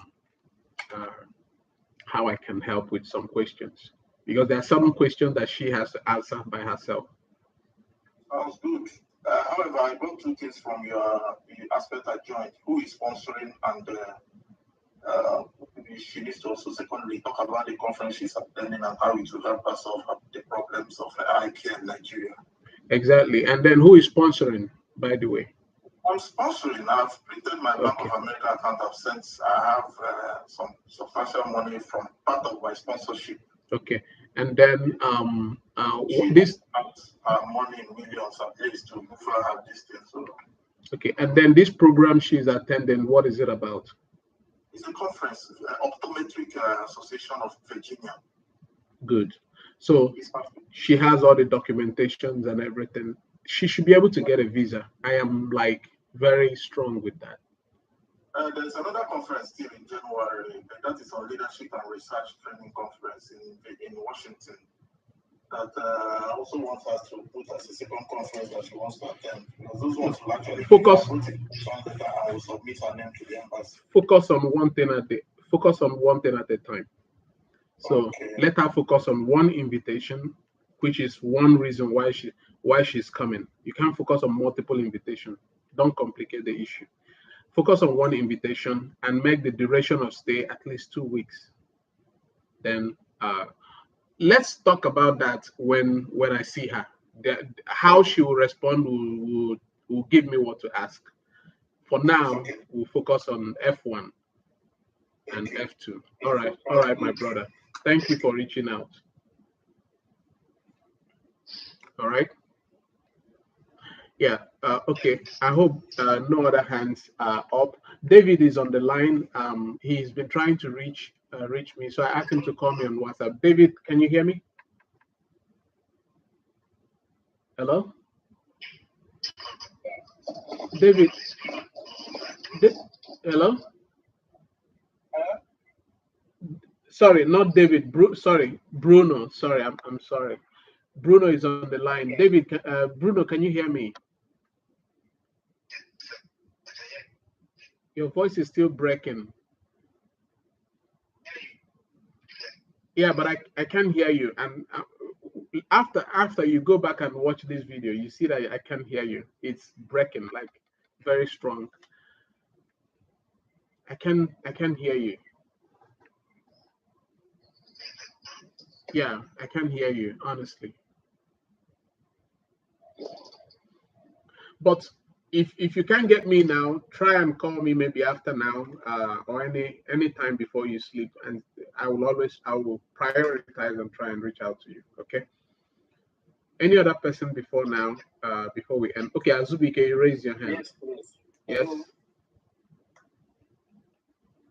Hello, Mr. Anthony. Yes, Azubike, yeah. Okay. I don't know. I'd like to be interviewed as well. My interview is coming up next week. All right. Where are you traveling to? Abuja. No, that's not the question. I said, where are you traveling to? The US for my doctorate degree in mathematics. That's the embassy where you are is already in the United States. So when they ask you where you're traveling to, you tell them the name of your school and the location of your school. All right. So okay. Where are you traveling to? I'm traveling to Clarkson University at Potsdam, New York City. What are you going there to do? No. Don't overtalk. If they need more information, they will ask you. They asked you now, just where are you traveling to? Don't overtalk. Allow them to ask you. That's why you're there. So where are you traveling to? I'm traveling to Clarkson University at Potsdam in New York City. Period. Then the next question may come this way. What are you going there to do? I'm going there for my doctorate degree in mathematics with a concentration in applied statistics. What did you study in your first degree? I studied mathematics and statistics from the University of Lagos, and I finished August 2017. No. Hold on. They don't need all these details, sir. What did you study what did you major in your first degree? Simple. I majored in mathematics. Period. Does it make sense? Okay. Yeah. Don't. We are Nigerians. We like to talk. Oyibo doesn't like too much explanation. When you explain too much, it makes you feel like you're desperate. So, and you're not desperate. Even if you are, you don't have to show it. So the question is, what did you major in your first degree? Yeah. I majored in mathematics with a concentration in statistics. And what are you doing currently? I currently work as a teaching assistant in the Department of Mathematics at the University of Lagos. You don't have to mention all these details unless they want that. But this is okay. All right. This is okay.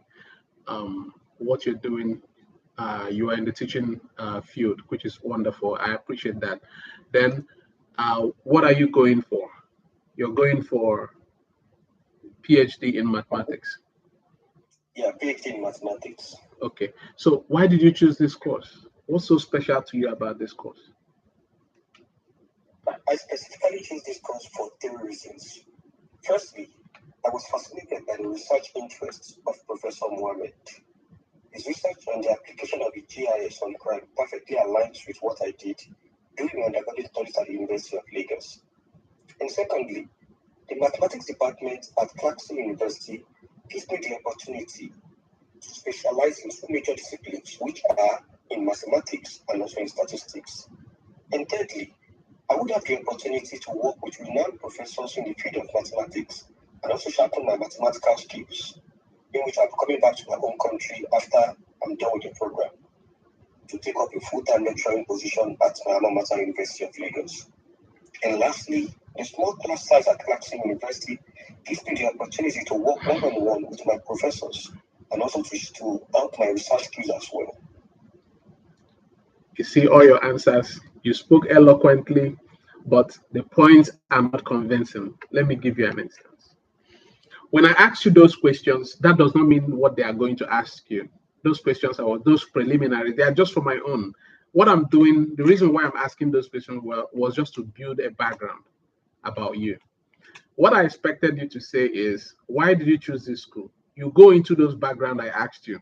I chose this course because I have a background in mathematics, or I majored in mathematics in my first degree. And having been teaching mathematics in this university for the so number of years, I feel limited in my experience to continue to serve and service, to continue to serve my students. Then you build from there. Then these points you mentioned, they are good, but how does it solve a problem for you as a researcher? You are going for PhD. You have to pick a case study in your experience as a mathematician. Science is always evolving. Talk about a new trend in your field. Talk about how you're going to solve that. Because I usually discourage people from talking about taking up a new position. Rather, talk about it in a way that it serves you, serves your purpose. For instance, if as a mathematician you are presenting your case, you talk about the you as a PhD holder, you can be a dean. As a PhD holder, you can be part of the Senate to make decisions, regarding the whatever that is going on in school. These are options that could be a reason for you to pick a school or for choosing a course. So apply these things instead of talking about how you're going to be working with Oyibo in your school. Apply it to yourself, how you are going to acquire this knowledge from them to solve a problem back home. Did you see the way I presented it? Your presentations are okay, but they are too eloquent to convince me. Because what your interviewers are looking for are practical contents of your research. Do you have a research? Yes, I have a research I'm working on. What is the research? I'm working on the application of spatial statistics in the field of the application of the spatial statistics and on crime. And the objective of the research is to curb or reduce crime rates by using spatial statistics through crime mapping, crime evacuation, crime identification, and crime pattern analysis. Good. So why don't you present this as a case study, something you are working on that this school also has people to help you work on? Does it make sense? Okay. Because you have for you to convince me, I need to be sure that this case you are presenting applies to you personally. That's why you're choosing this course. You have a case, you have a problem. Because what education does is to provide a solution or to solve a problem. I discourage people from celebrating professors they don't know, from celebrating schools they've not been to. I strongly discourage people from doing that. And one of the reasons when I started this, I tell people, please don't mention people's names. Your VOs are not interested. They don't know those people. Those people don't know them.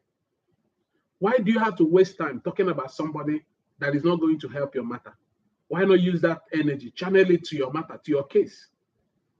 Look for cases that will help you to convince someone that is there holding your destiny.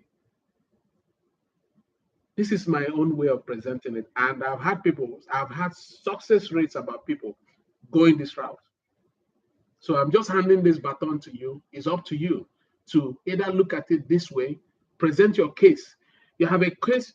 First, you talk about, why did you choose this course? I chose this course because I majored in mathematics, and for the past so years, I've been teaching as a professor or assistant. Just don't talk about assistant. Talk about you as a professor. because what you're providing has no assistant on it. You understand what I'm saying? Okay. It's not an act of humility. The simple thing is what you are presenting. You are presenting is as a professor. You are not presenting teaching in that school as a what's it called, as an assistant. So present yourself as an authority. Claim your authority when you're talking to your VO. Say it. I am currently teaching in this school.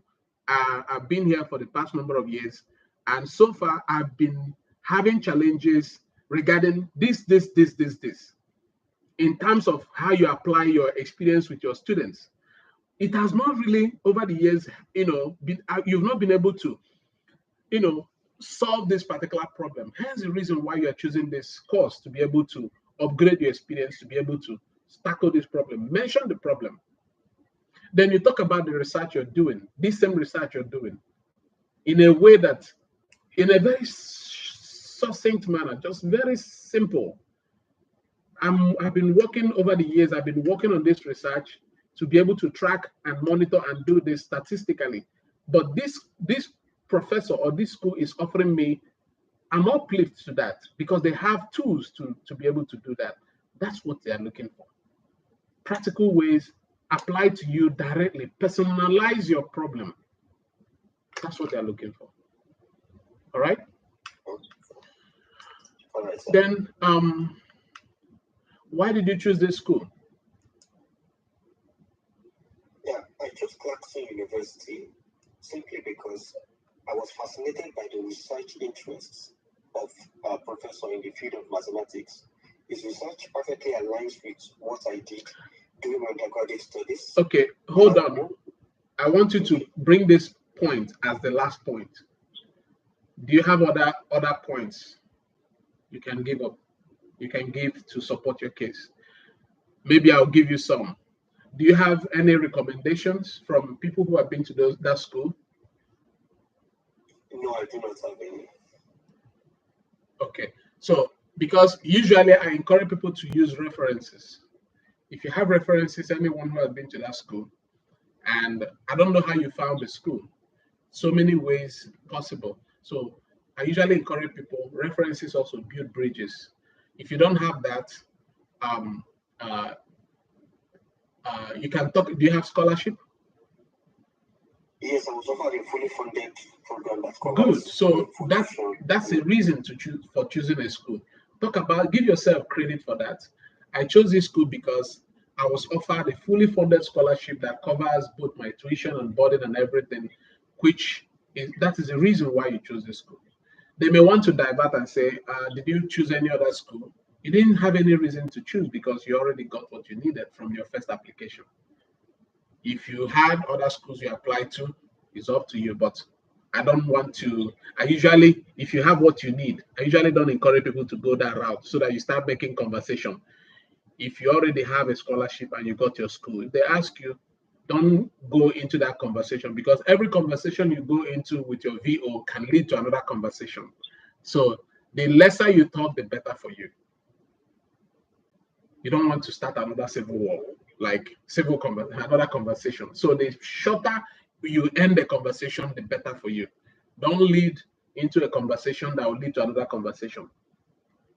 Then if they ask you, since you have a fully funded scholarship, they may not ask you how you want to take care of your stuff, but they may want to ask you what you're doing, which you've already stated in the beginning. You see why I said that?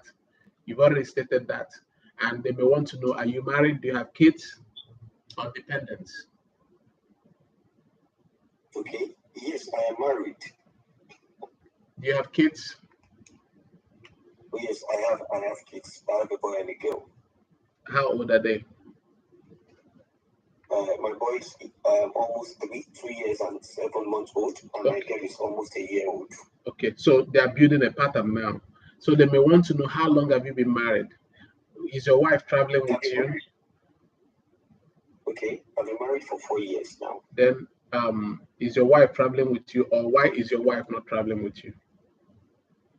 My wife will be going with me right now because she's currently very busy at her place of work. and she'll be coming back later to see me, to visit me with the kids. Can you add that? She'll be visiting later, to see me with the kids. She'll be visiting with the kids later to see me. You present it that way so that it does not feel like you are running away or that you're making a case out of that.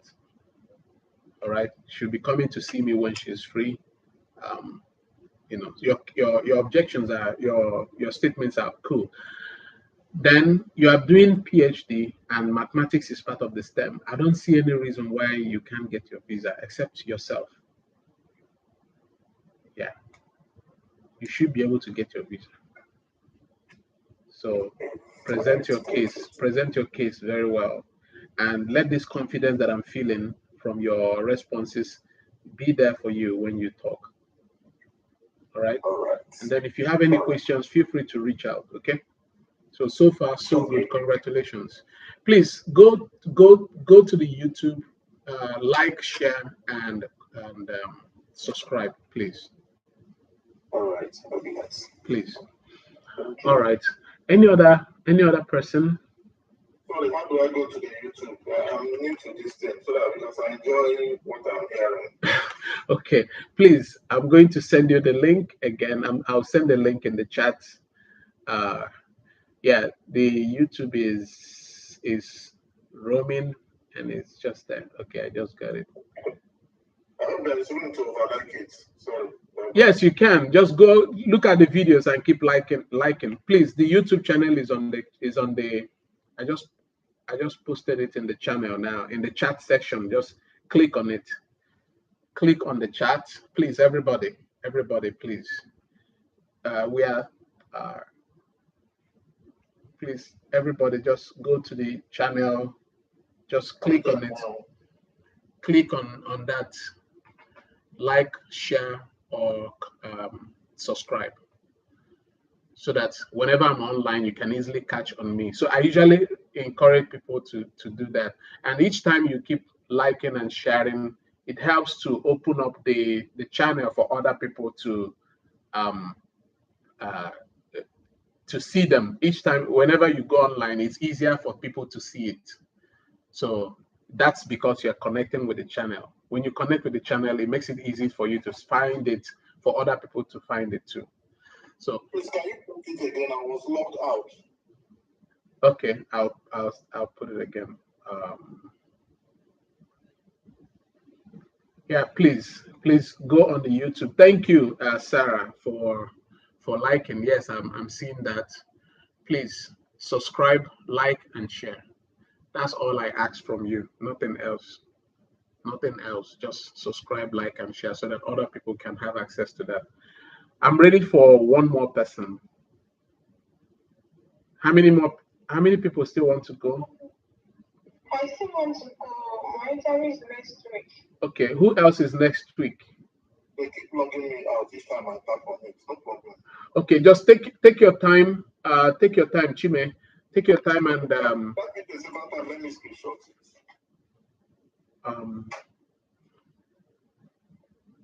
Is it on the chat session? Yeah. It's there. You can go to the group wherever you found my name.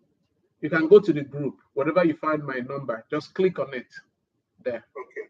Yeah, go to the group wherever group you saw my post. Just click on that on it there. You find it and then you can just see it is live. All right. I'll take the next person. Who's that again? Yes. Okay. Yeah. Olua, are you ready? Yes, I'm ready. Okay. Is this your first interview? On F1, yes. Okay. You've been denied before. Yes, for a visitor's visa. How long ago? 2014. 2014. Okay, that's a long time. And so 2014 simply means you have another passport. Yes, I have another passport. It's still connected to the previous one. Because yeah, that's fine. There's no way I could put the new passport. All right, My details are already fixed into the system, yeah, so I that's have to fine. just That's renew it. fine. Yeah. So, where are you traveling to? Traveling to the United States for my That master's in that English. that embassy is the United States. So when they ask you where are you traveling to, you simply mention your school and the location of your school. Wait, are you just joining? Yes, I'm just joining. Okay. So when they ask you that question, you simply mention your school and the location of your school. Okay. So, um, what are you going to the US to do? Going for my master's in English and literary studies. What did you major in your first degree? I studied English language. I have a bachelor's in arts and English language. You have a you At have a Upper bachelor's Federal, in what? I have a bachelor's in arts in English language at Upper Federal University, Okay. and I graduated in 2019. Save yourself the over information. The question is, what did you major in your first degree? Period. Just answer it and move on. Don't go into explanations. They don't need that. All right. They don't need that. Just save yourself that energy. So, what are you doing currently? I'm a graduate research assistant where I work under Professor Kendi You don't need to Ayomarako. mention names. You don't need to mention names. Just you are a graduate assistant. So, you are in a university currently. Yes, O- I'm really good. Okay. Yeah. So, what are you going for? You're going for your master's degree in what? English language and literature. Okay, English and literature. So, why did you choose this course? I chose this course because it would help me become a professional and literary writer. It will also help me fulfill the dream of impact teaching young people. I have a passion for teaching and lecturing people, and one of my goals is to establish a school at the long run. Also, it will also help me take up the role of an assistant lecturer upon my arrival to Nigeria. I usually talk about people using the word role. You're not going to school to get roles. You're going to school to solve a problem. What problem is this school going to help you solve? The course, Yeah. so, Mm-hmm. okay, I like it. It will help me become a professional literary writer. I enjoy, I love writing. Writing is something I've always had a flair You for. enjoy writing. So it will help me. Have you written any works Yes, already? yes, I've written several books. Several books. Do you have those books? I don't have them with me yet, But you have them but published. yes, How I many do have books them have you published. published? Then also, I have a great passion of teaching Hold people on, and hold on, impacting. hold on. How many books have you published? You see, if you do this during the interview, they ask you one question, you jump to another one without answering it. That's a red flag. So be very careful. Pay attention very well where they are pointing. I asked, how many books have you published? Okay, I published two books. Do you have those books? Can you lay your hands on them? I don't have them with me at the interview now. But They're not can coming you with can me you go at to the the interview. interview with them? Pardon? Can you go to the interview with them? Can you have them in your hand during your interview? Oh, Hmm? okay. Um, You are dodging my question. You're not answering my question. I asked you a question. I said, can you have, can you take those books to interview on the day of your interview? okay, I'll take them. I will take them.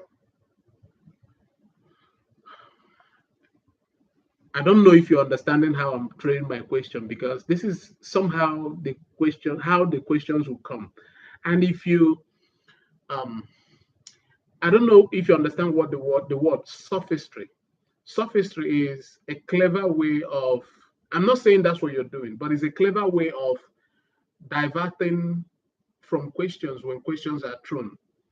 You either act like you didn't hear it or you act like you didn't understand it, but the question is still the question. So be very careful so that these body language experts will not look at your responses as diversionary.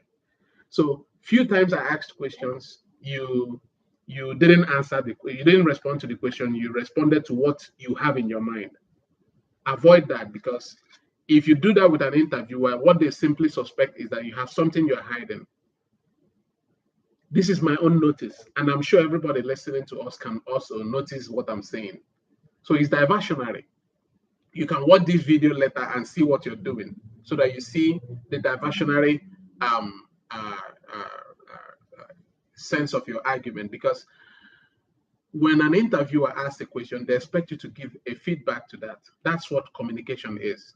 So when they ask a question and you answer another one, it simply means there's no communication. So it cannot be their problem. It has to be your problem. So I'm not judgmental now, but I'm trying to help you to pay attention. Maybe you're not paying attention. Maybe you're distracted.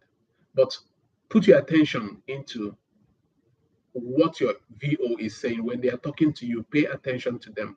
So I asked you the first question: do you have books you publish? You diverted and later said, responded to that. Then I said, can you take them to the interview? Can you lay your hands on them? You didn't answer the way I expected. You said, okay, I'll take them with me. It's either you're distracted or you're not listening to me or you're not paying attention. I don't know what the case is. You asked me that should I take them to the interview? I thought it was you are the one asking me, not the view. I felt like the view. Your interview has started. Your interview has started. So I'm trying to put all these things together. I'm trying to put a pattern as to what will help you in your interview. So let's go back to it again. Okay. Are you ready?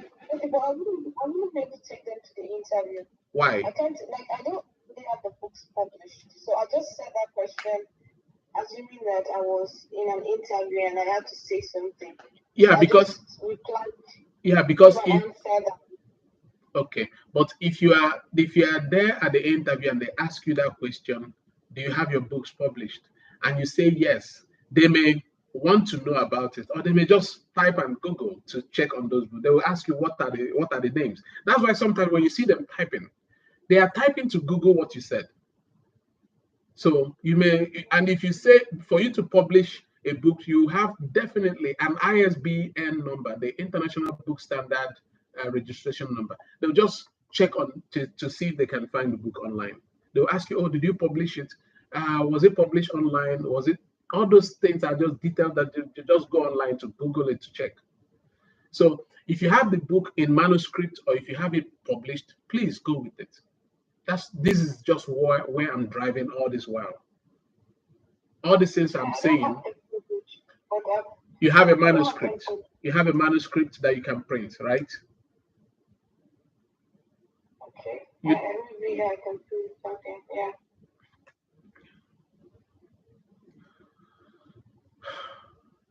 If you have a manuscript, you definitely have. If you have a book, you said earlier that you published and then later you recanted.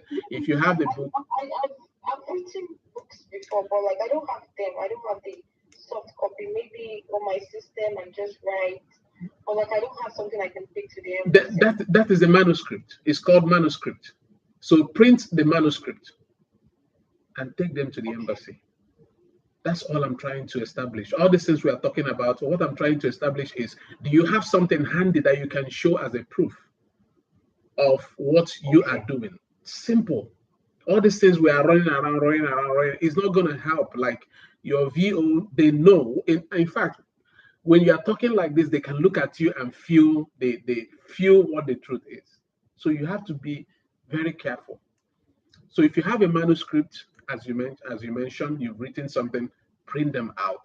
Go to the embassy. When you're talking, why did you choose this course? I chose this course because I want to make. I'm a writer, I'm a literary writer, or I'm into this, I'm a research assistant, I'm working on this, and currently I have these books I've written. I want someone to help me make them better. I'm telling you, you get your visa. I need someone to upgrade me. I want to specialize in writing. I have already started. These are my works.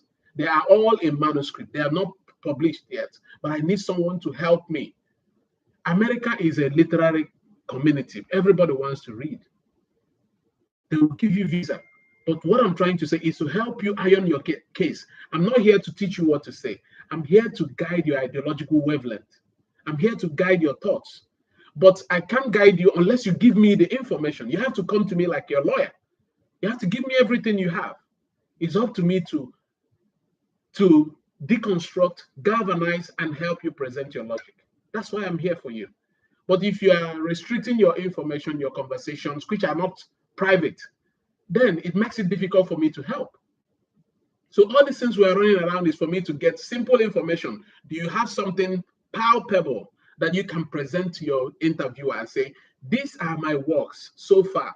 I want to do well. I know that I'm not where I want to be, but I'm working on it. I've been writing, I have more, but I need someone to help me. These professors have agreed to help me to polish my writing skills, to establish myself as a good writer. These are my works. That's the reason why I chose this course. And my students are waiting for these works because we have gotten approval that it can be, we have gotten approval that it can be used for my lectures. These are things I'm teaching them, period. Does it make sense? So if you are coming to me here, come to me like your lawyer. I'm here. I'm not here to give you what to say. I'm here to listen to you and present your case well. So all I'm saying here is have something printed, have them, make them visible enough in such a way that you go there, the first case you are presenting, why did you choose this course? Sir, I chose this course because I'm currently teaching in this school and I majored in this area. And over the years I've been teaching, these are the works I've produced. I'm not where I want to be. I'm still working on these projects. I'm still working on these. These are all my work. They are still in manuscript. I could not publish them because I feel I need an expert experience to vet these products, to vet what I'm doing for my students to be able to access them and use them. Present these whole things. The same thing I'm telling anybody going for PhD, because if you are going for PhD and you come there and start talking long story, it's not helping any sense. Have something at hand. Have something like a research work, even if it means an upgrade of what you did in your masters. Bring it up as an upgrade because education is continuous. Bring it there. Come to your interviewer. Present them. They are there to help you. They can feel it. These are body languages, but they can feel it when you're lying and when you're saying the truth. Present it. This is the work I've been doing. I'm not where I want to be. I've consulted with these professors and they're ready to help me become better. Period. I don't know how else to say this. I will jump to the next one. Next question. Why did you choose this course? Why did you choose this school? Sorry. I chose this school because the curriculum aligns with my career goal. As an English language expert, an English language student, I will get to take 15 literary courses like linguistic, grammar, rhetoric studies, cultural studies. You can't convince me with that. You can't convince any VO with that. So rather, do you have a scholarship? I don't have a scholarship. You see, so they all, you have what? I just have 1,000 scholarship, 1,000 scholarship. It's a scholarship. Even if it's $50, it's a scholarship. So, excuse me. So even if it's 50, even if it's $50, it's still a scholarship. So, excuse me. So all I can tell you is when they ask you that question, why did you choose this course? Why did you choose this school? Do you have any reference? Anybody who recommended you to the school, your professor, your colleagues, someone who has been to the school? I made my research online and I found the school. Okay, so your case is becoming a special case. So you really have to convince your VO. So let me backtrack again. When they ask you why did you choose this course, don't just say it aligns with your this, your that. Talk about it in a positive sense. First of all, you chose this course because you were awarded a scholarship. How much is your total tuition, total money? 3,400. How much? Maybe 3,400. So that 33,400, then you minus 1,000, so you have 33,400, so you have 32,400. So it simply means 200. eh? Minus 23. Okay, 23. So you have 22. Yeah. Okay, so you have 22. So if they ask you, why did you choose this school? You chose this school for two reasons. First, you got a scholarship from this school, and you mentioned the amount of the scholarship.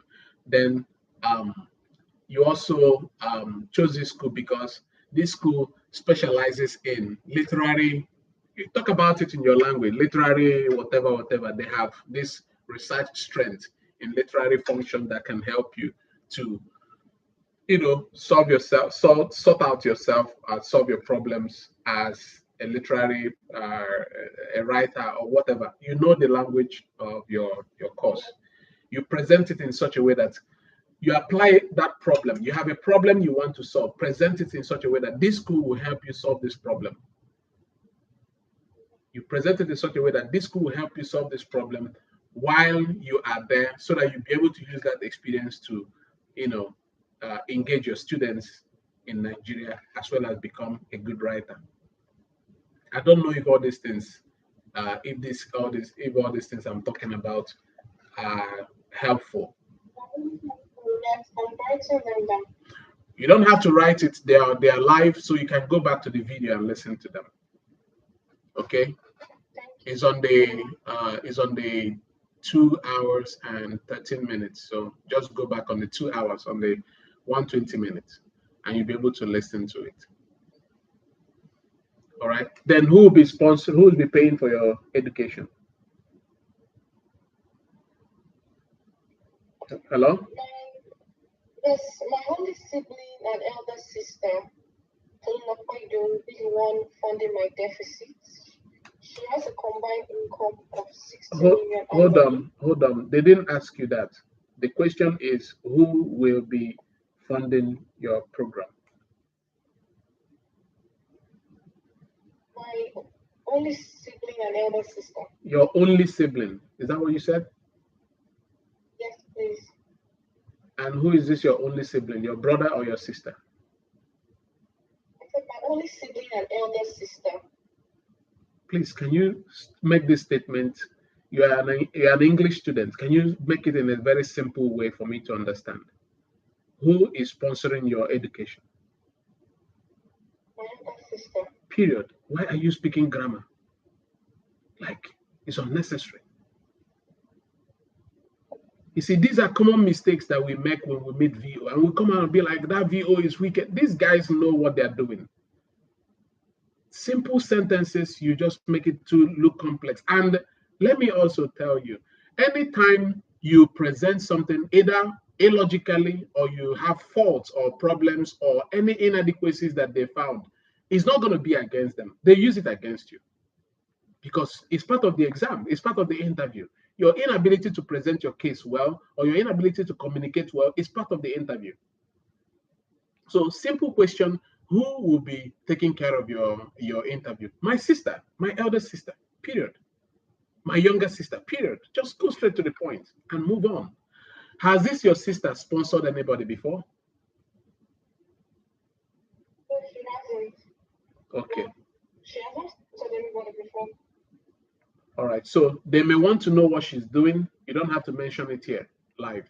So they may want to know what she's doing. You have to have her bank account in case if they need to see evidence. So all these are things you need to know. Then the last question, are you married? Do you have kids or dependents? No, I'm not married. Have you traveled out of the country before? Yes, I've been to an African country, the Republic of Benin, and I've been to several states in Nigeria. Hold on. The question is, have you traveled out of the country before? No, I've not traveled to the United States, but I've traveled to Hold on. an African country. Let me help you and answer it. Have you traveled out of the country before? Yes. Then let the next question come. Because you don't know where that question is coming.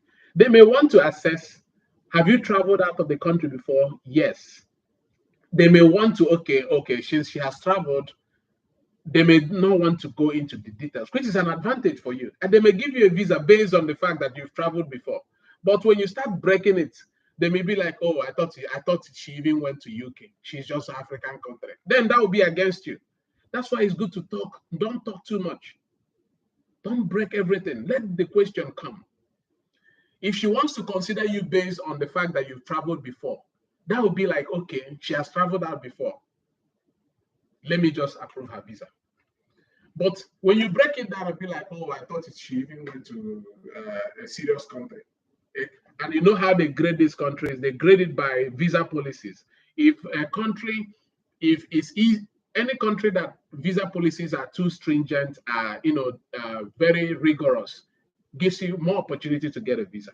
Any country that's you don't need to struggle so much to get a visa gives you also a disadvantage. So that's how they rate those countries: class A, class B, class C. So if they ask you this question and you start blowing straight, please avoid over communication. So the simple question is, have you traveled before out of the country? Yes. Then they may ask you where and where, or where did you travel? Then you can answer those questions. So where did you travel?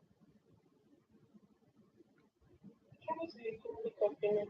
To where? To the Republic of Benin. Okay, Republic of Benin. What did you do there?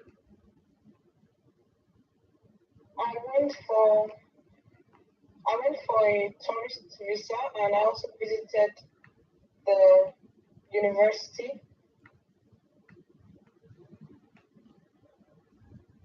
You've not answered my question. What did you go there to do? I went on tourist. I went to spend a 3 days tourist. Then I also visited a university over there. For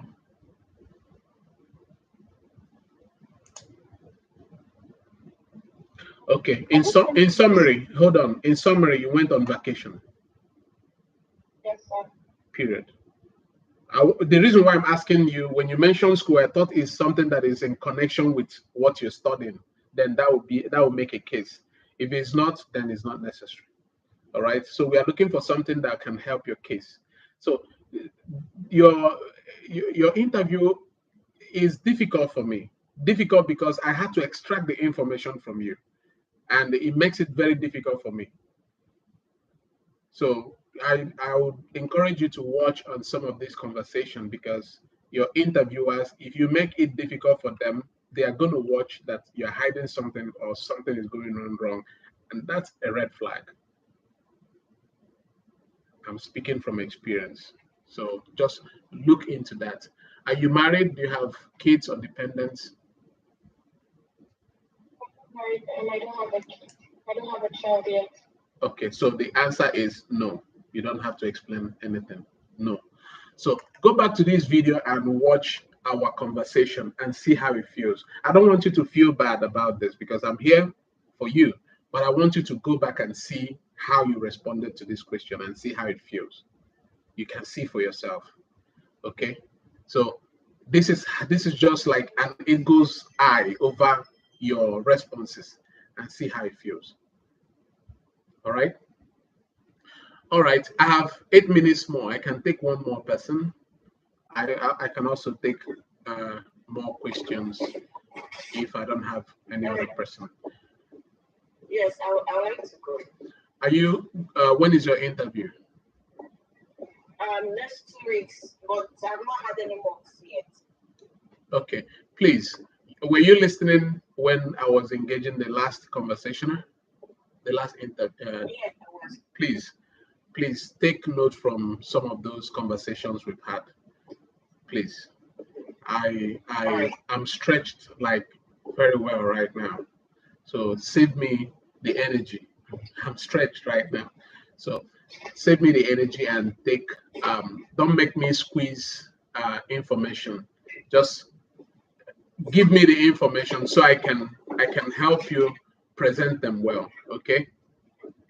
Okay, I'll try. Yeah. All right.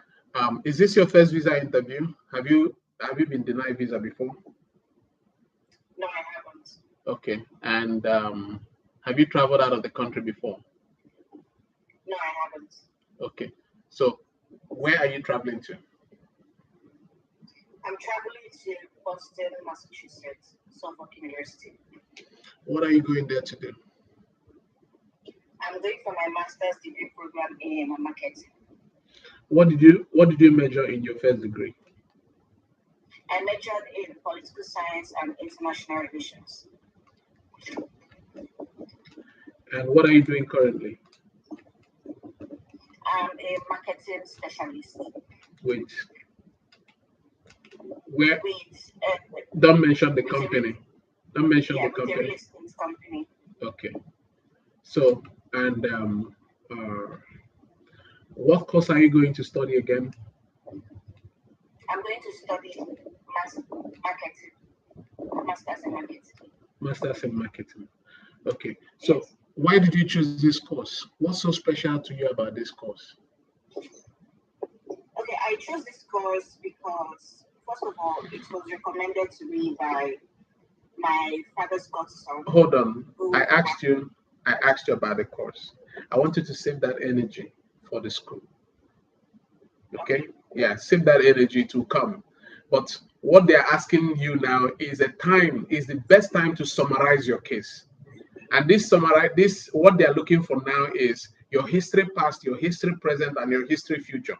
Don't go into diversion. When you go into this point, you waste time there and it will not give you any fruit, and they will not listen to you. So instead of wasting that time, wait for it. If the question comes, why did you choose this school? You can use it. But if it doesn't come in, use this time to answer every question you need. So why did you choose this course? I chose this course because after my first degree in political science, I developed interest in the marketing industry.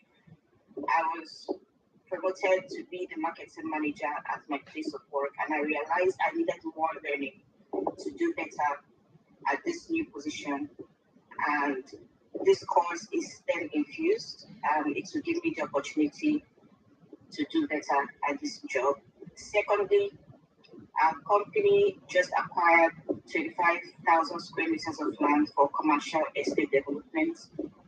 And this degree will prepare me for this job ahead when I return. Talk about that job ahead. You see, that's a blanket statement. They want to hear that job ahead. No blanket statements. Talk about that job ahead. Okay.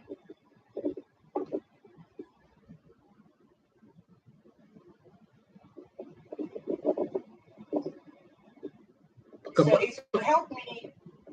It will help me market. You don't have to say it now. You can go back and watch this video later and rephrase on your case. But they want to hear that thing that you want to do. The more practical you are, the more chances you have of getting them convinced. That's what they're looking for. Down to earth. All right? Yes. Yeah. So that thing you call that job, please break it down in such a way that it applies to solving an experience and a solution. Present a case study. That's what they're looking for. Okay. Okay. Then, why did you choose this school? Okay, I chose this school because it was recommended to me by my father's godson, who studied there for his master's in finance, and He's currently in Nigeria. Don't forget that. Yes, yes, and he's working in a good company Not, in no, no, Nigeria. no, no, not a good company. You are not going to school for a good company. If you say that, I'm not going to listen to you. He's currently in Nigeria doing well professionally. That's what they want to hear. Okay. Yeah. He's currently in Nigeria doing well professionally. That's what they want to hear. Talk about it. And then go ahead. Why did you choose this course? Why did you choose this school? Sorry. I chose this school for three reasons. It was recommended to me by my father's godson who studied there for his master's in finance, and he's currently back in Nigeria and doing professionally well. Secondly, the program curriculum is STEM-based, which includes machine learning for marketing in Python. And it will help me know the technological realities of marketing in the 21st century. Thirdly, they offer three concentrations, which include marketing analytics and insights, digital marketing, and customer experience, which will help me perform well in my marketing managerial position in the company I currently work in. How do you feel about your answers? I don't know, I really don't know for now. I feel it's okay. I don't know if there's something I need to add. If you feel it's okay, then it's okay. I'm only here to guide your thoughts. I'm not here to give you what to say. So far, I don't have any problems with what you said. But I always encourage people, instead of talking about something that I can just go online and and you know copy. Use practical sense, practical um, uh, case studies to present your case. This school is offering this. I'll use it to solve this problem in my organization. This school is offering this in this area. I'll use it to solve this particular problem. Talk about problems you have in your organization and look at, plug it into what the school is offering. Like if worst case scenario, you can make a comparative analysis. In my organization, we have this problem. This school is offering this solution. In my organization, we have this problem. This school will offer this solution for it. In my organization, we have this problem. This school will help me offer. Like your interviewer will start smiling. They'll be like, "Oh, you have yourself worked out." I've not had anybody do that. This was how I got my own visa. Make a comparative analysis. Use every skill. They are human beings. They can smile. You can tickle them, and also that's a way of disarming them too. Have a sense of humor as well. Go there, make a comparative analysis, pick up case studies. In my organization, we're having this problem. Uh, this will help me solve this problem. This school will help me use it to solve this problem. In my organization, we have this problem. Do that and see how it goes. Okay? Yes. And do you have a scholarship? No, I don't. Okay, who will be covering for your program? My father will be covering my program. Okay, and they would like to know what your father is doing and how much he makes annually and all that. Are you married? Do you have kids? Do you have dependents? No, I don't.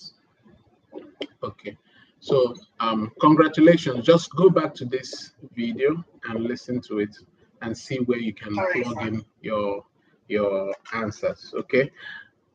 All right. All right. Thank you. Was this interview, was it helpful? It was very, very helpful.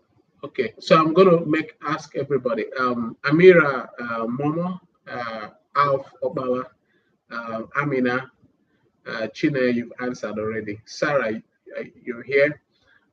Adedayo, you're here. Udwak, Abasia, you're here. Please tell me, how do you feel about the responses so far? I'm just asking for your feedbacks. Anybody can talk. Yeah. Yeah. This is not me watching you or whining you. Practice with them, right? I've joined a lot of mobs, and this is the most important. Like, I look forward to all the sessions because I know you're going to shoot straight. One person at a time. Alf is still having the floor. So yes, Alf, continue. Yeah. So I watch I've been watching your YouTube videos at work, and I look forward to the mock sessions afterwards, simply because you just shoot it as like your feedbacks are top notch, and I look forward to the feedbacks because I know that when they don't come or they come not like trying to correct me, then I know for a fact that there's an improvement. And so yeah, thank you so much. Thank you. Thank So you far, for this the is the best small session that I've joined, and I've joined in on a lot. Trust me. thank you so much And this for is also the longest I've stayed on. Like I stayed on your more sessions to the very end, except if I sleep off for some reason because I'm tired. thank But you. I don't exist. So thank you so much. Thank you for thanking me. I appreciate your honest feedback. I appreciate that. Sometimes there are moments like when I was talking to, is it me or so, the other lady. I felt at some point like I hope I'm not making this lady feel bad. I hope I'm not making her feel bad. But I had to tell her the truth. Like I got into that crossfire because the reason why we are here is why I'm doing this is to tell you that truth that nobody will tell you. Some people, the reason why I'm saying this is also I know I went this 8 times. Some of you have not been to that experience. It's tough. One single visa denial will shut you down into depression. I know what it feels like. I don't want any of you to go through that experience. So when I started telling her, give me the information you have, let me process it and give it back to you. So it feels like at some point I feel like no, I should just just say yes to everything she's saying, but it's not going to help her, right? But I still have to say it just to make sure that I do that. And this is what I do with everybody. When I engage you, I look out for those areas that you still need to work on so that I don't have to paint it to impress you. So that's what I try to do. So thank you so much for your sincere feedback. So another person was Thank you. talking before. Yeah, thank you. Another person was talking before I get that interruption. So yeah, I'm waiting for all of you for your feedback. Um, Momo, Amina, Ayobayo, you just came in now. Azubike, you responded. Sarah, Opeyemi, Uduak Abasi, what's your take so far? I'd like to say you really handled it well. I think for the other lady that it was as if you were probably like, going through her, and I think you just did the right thing because definitely this is like a platform where she can, actually, get corrected to like do and say the right thing.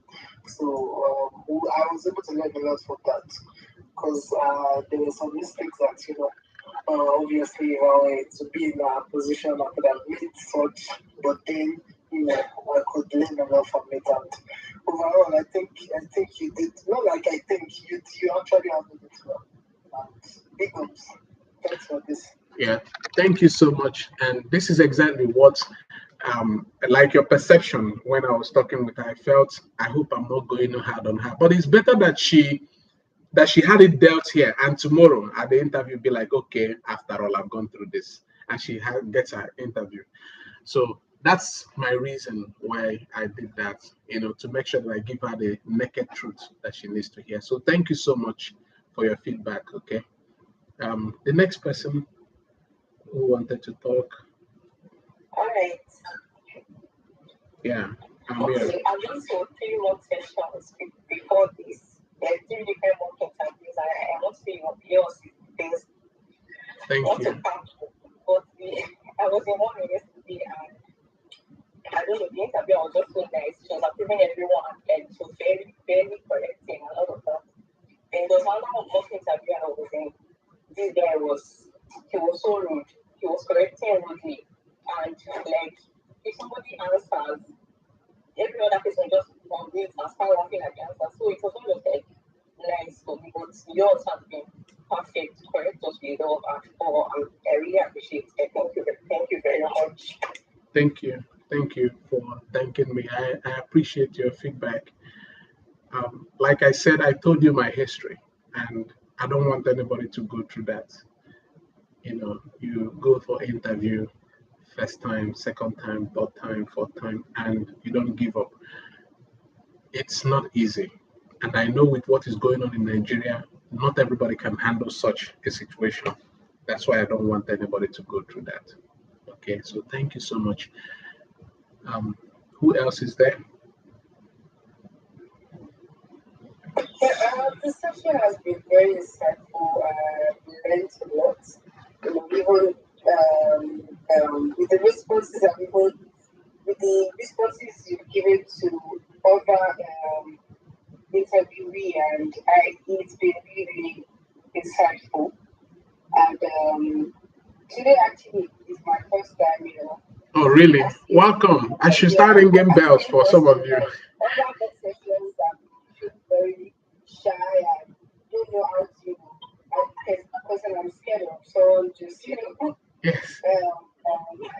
I'm scared of someone just talking to me. But the session we just been, it felt like another brother's, a younger sister conversation and all. And it's just been really, really good. And I think I'm really, really encouraged to even want to have my own session the next time we're having the mock interview. Mm, thank you so much. And I'm open to all suggestions how we can improve and get better. So I'm all ears whenever you have suggestions to make. And thank you for pointing that out because that will help me also to do better. As much as I'm doing this, I still want to consider the feelings and the level, what it takes people to even come up to talk. It's not easy. So I'll continue to help however I can. So thank you so much. Um, and next So, person, yeah, next person. Otherwise, we'll round up here. okay, good evening, sir. Good evening, I Udwak don't know Abasi. what time it is. Yeah, that's Um, fine. There's a good there. okay. The mock session, the interview sessions have been very good and very guiding. I have not attended any of them, but just being here, Yeah, yesterday I had my session with you, and it was very enlightening because I had like something that I had prepared, but after we did the session yesterday, I've gone back and I've looked at everything again, and I, I'm I'm very grateful and I'm better prepared now. thank you.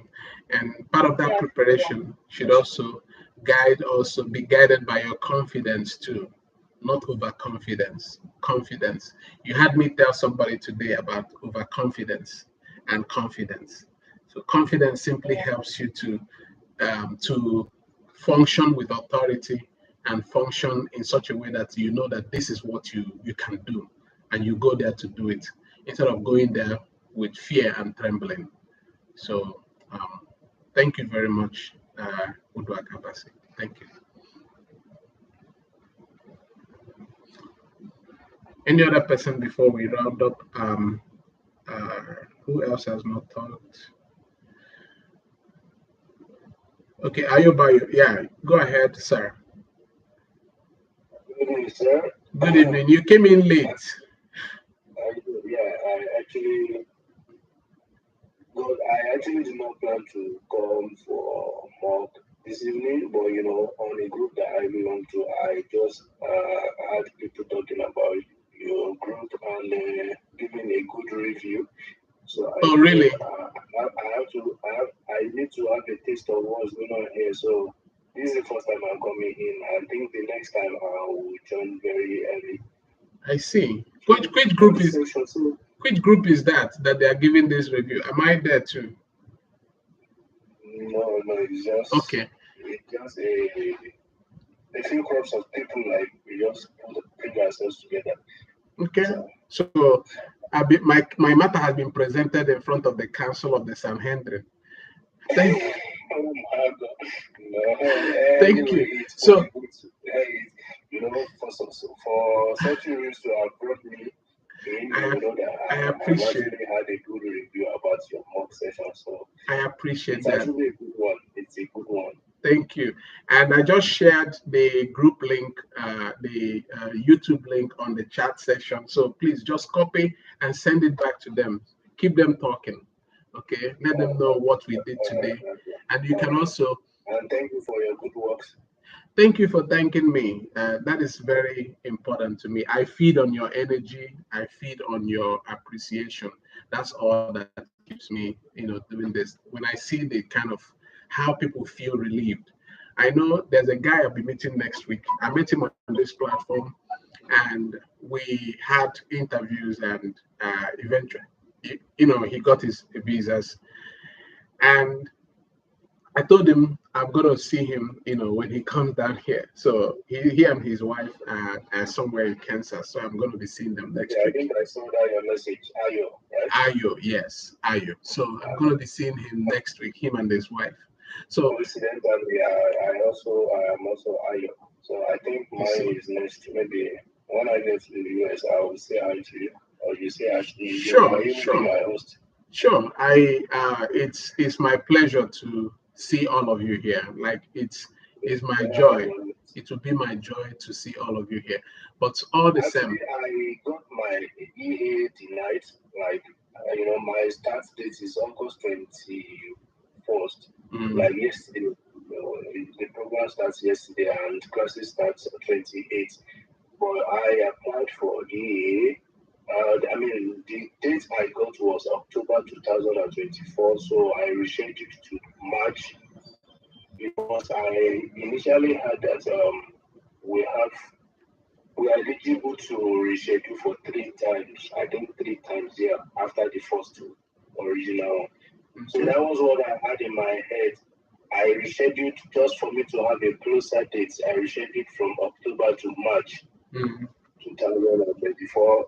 Unfortunately, I found out that my reschedule option had disappeared. Then I found out they said they have changed their policy from 3 reschedule to 1. So I could not have another reschedule option. Then I had to apply for EA. So as God will have it, maybe unfortunately, the EA was denied. And now I'm waiting for what God can still do, Sha. So, and you know that what God cannot do does not exist, right? it So doesn't really. the You only can't believe I still check my CGI dashboard every day, even though. yeah. So the only, I will encourage you. Okay. Two things you will do is since your interview is still next year, it's not coming so soon. You can either defer your admission, or Yeah, I think that's right. yeah, you can defer your admission, and just keep your hands crossed. There was a Yeah, very big rush this year, I can tell you. There was a very big rush, and yeah. it really Seriously, the affected. situation of the country is so Yes. So so so terrifying, and everybody. so what you do is be an early bird. By March next year, just start applying, or even Yeah, February, start applying for next year. Or you can also apply for January if they're offering your courses in January for spring. Just uh, start applying. yeah. Thank you so Yeah, much. Thank just you. yeah, start applying and wait early. All right. Thank you so much, Ayo. Who else? Anthony, please can I ask a question? Yeah, Sorry, I don't know if you're able to. shoot, shoot, shoot. Okay. Is anybody? Hold Please, on, hold this is on, hold on. Out. Is anybody? Any other person still without feedback? Is there any other person who has not given feedback? Oh yeah, all right. I think everybody has done that. Please, before you leave, go and subscribe. Please, before you leave, don't leave without subscribing. Don't leave without clicking the like and share button. All right, go ahead. okay. The It was regarding the feedback you gave me earlier, like from the before when we started, when I had my mock. Mm-hmm. I remember the last time, maybe I missed it, so I want to get it right and then effect the change as well. When you said, uh, I don't know, I went with what I heard you or what I understood was it's okay to state as one of the reasons for wanting to go for the program to be that um, there is a need. I feel the need to upgrade my skill to enable me meet the current demands of my job. Is that okay? I don't know. Yeah, because that's a need. Yeah, you can start that way. So what I technically do is I am just there to guide your ideas. You don't have to borrow my words, but you can borrow my words. So if you feel comfortable with using that word, yes, there's a need for it. You feel the need to upgrade yourself. You see there's a need for you to improve on your knowledge, on your experience, to be able to handle the task you're doing, to be able to handle your responsibilities. Particularly, I tell people, if you are, instead of talking about to assume a role, talk about what that role is. Talk about yourself in such a way that you have a role already, but you don't have the experience. So that's why you're upgrading yourself. Because education is not for roles, education is not for status. Education is for provision of solution and solving problems. So don't go there to talk about role. If you say it, they will bounce you. That's not what they want to hear. And it's a Nigerian thing. It's a Nigerian thing that people want to, oh, I'm in charge of this chair. I'm in charge of this office. That's not why education is there. Education is meant for you to provide solution. So you can say that if you feel a need for it, if you feel a need to upgrade yourself, if you have a need for to upgrade yourself. Does it answer your question? Yeah, Okay. thank you. You're welcome. We have new people just joined. Stella, you just came in. Yobana, Tonde, you just came in, and we are almost rounding up. So you can go back to the video and see what we did today. You might like it because today we did a combo. So I tagged it combo. Combo means F1, F2. So I don't know if you've seen those, Stella and Yobana. Have you seen No, not yet. Have you seen any of my interviews? No, I haven't. So how did you come in? Your interviews, I haven't seen any. I'm just part of the group chat, the WhatsApp group chat. So I Oh, came in that way. okay.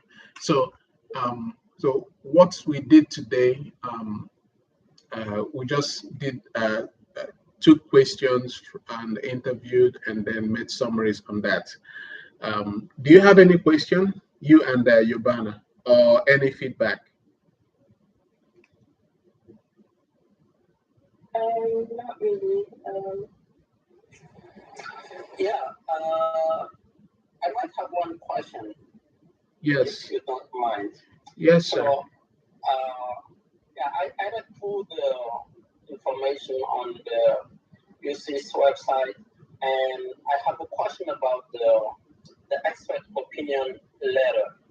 Is it you think that it's mandatory to have this, or if I think I have some good recommendation from executive of maybe well-known company, that would be sufficient? What kind of recommendation are you looking for? For the EB2, so the recommendation letters. And I also heard that you need an expert opinion letter to join to your file. What visa are you applying for? EB2, I said. So what I do mostly is for F F1 and F2. Oh, you do for F1 and F2? F1 and F2, and those areas of visas, I usually don't go into that because of they have a lot of technical requirements. So I'm not sure if I'm going to help you as much as you may want. Okay. Yeah. No, that's the only. I think I I kind of meet almost all the requirements because I am a CPA, so I have a license to operate as a CPA, and I belong to the association of CPAs and stuff. But then I'm just wondering if I don't get this letter. When you say CPA, where I am, CPA means something else. What do you mean by CPA? The certified public accountant. Okay, so if the status I'm under H1B visa. Oh, H1B visa. So yeah. Have you applied already? Have you been scheduled for interview? No, not yet. I wanna. If an organization is hiring you from the US, you definitely have to have a letter from them. You have to have a letter from them for your interview. That I am very sure. I want to sign for petition.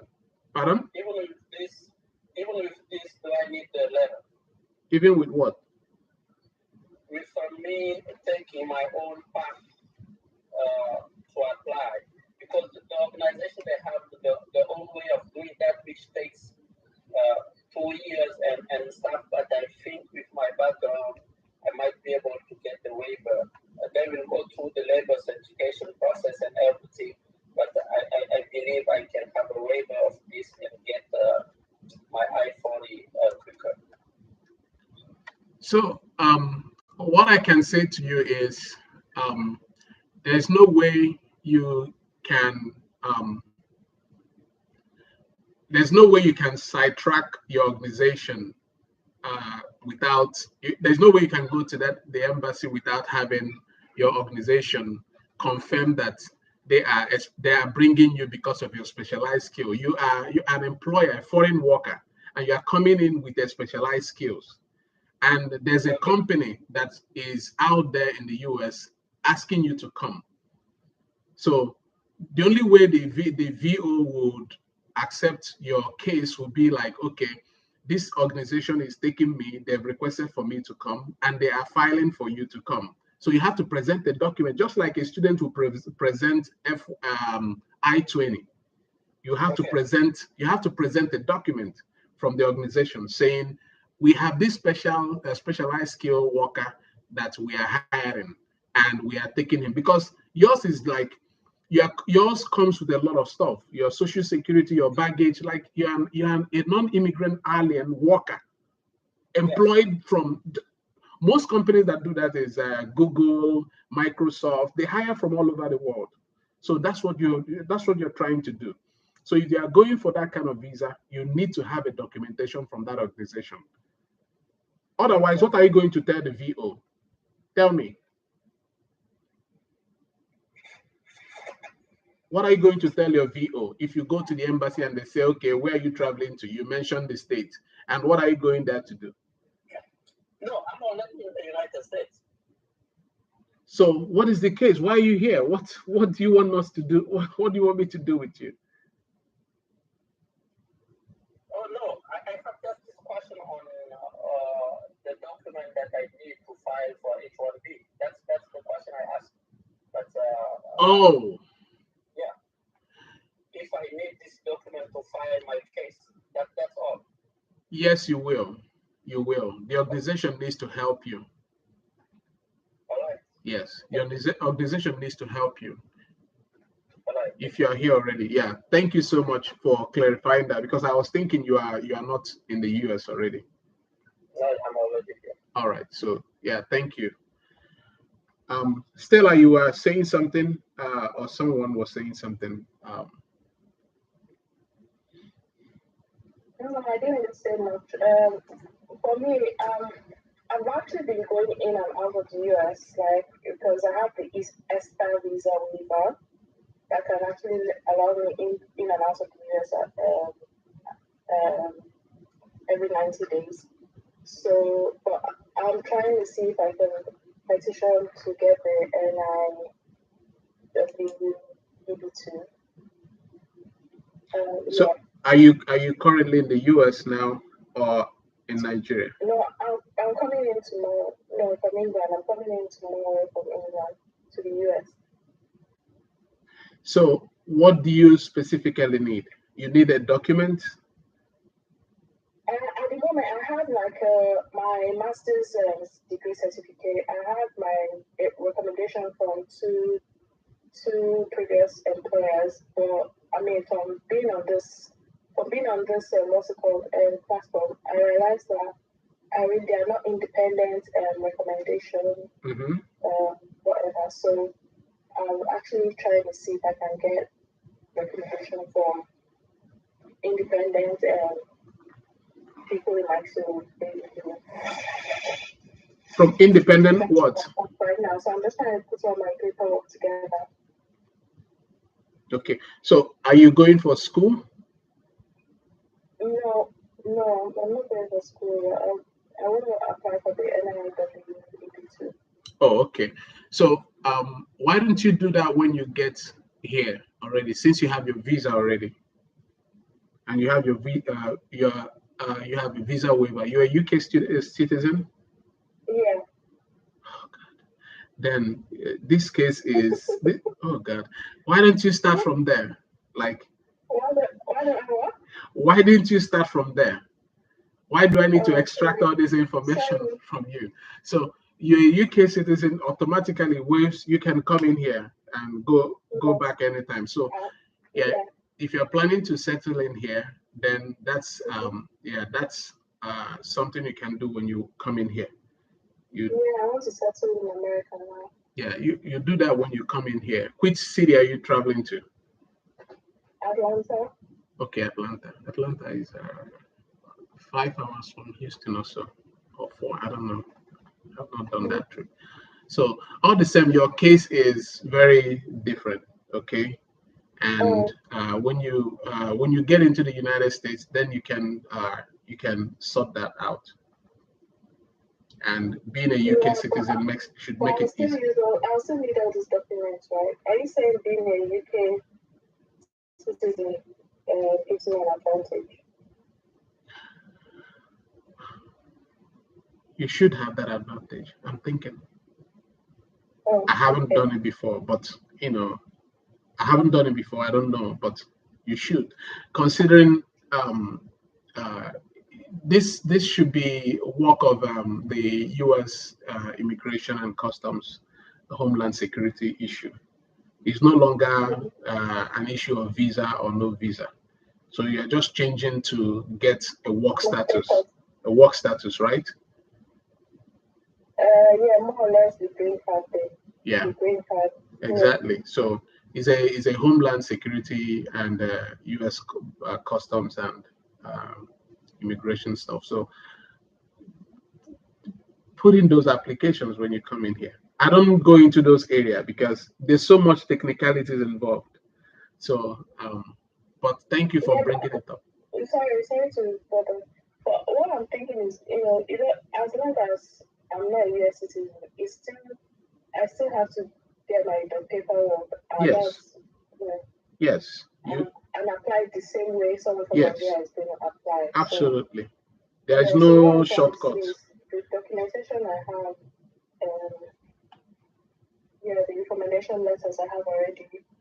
Would I be able to get those recommendation letters in the US? Sorry, I'm saying. I know that some organizations, you first of all have to look for a job, right? You have to look for a job, and some jobs will give you papers, um, uh, to cover for that. Some, I don't know. Like I said, read up more online about immigration and all those rules. You should be able to get more information than I can offer you. So I don't want to speak in an area that I'm not very sure. I didn't go that Okay. route, but I know the solutions are here when you get in here. Okay. So you are not violating any visa rules. Just get a job, apply to a job, and then see what the organization is willing to present for you. some of the So decisions you want. can I not apply on my own as a petition for myself with the EB2 NIW pathway when I get a job? You can. Do you have any other option to that?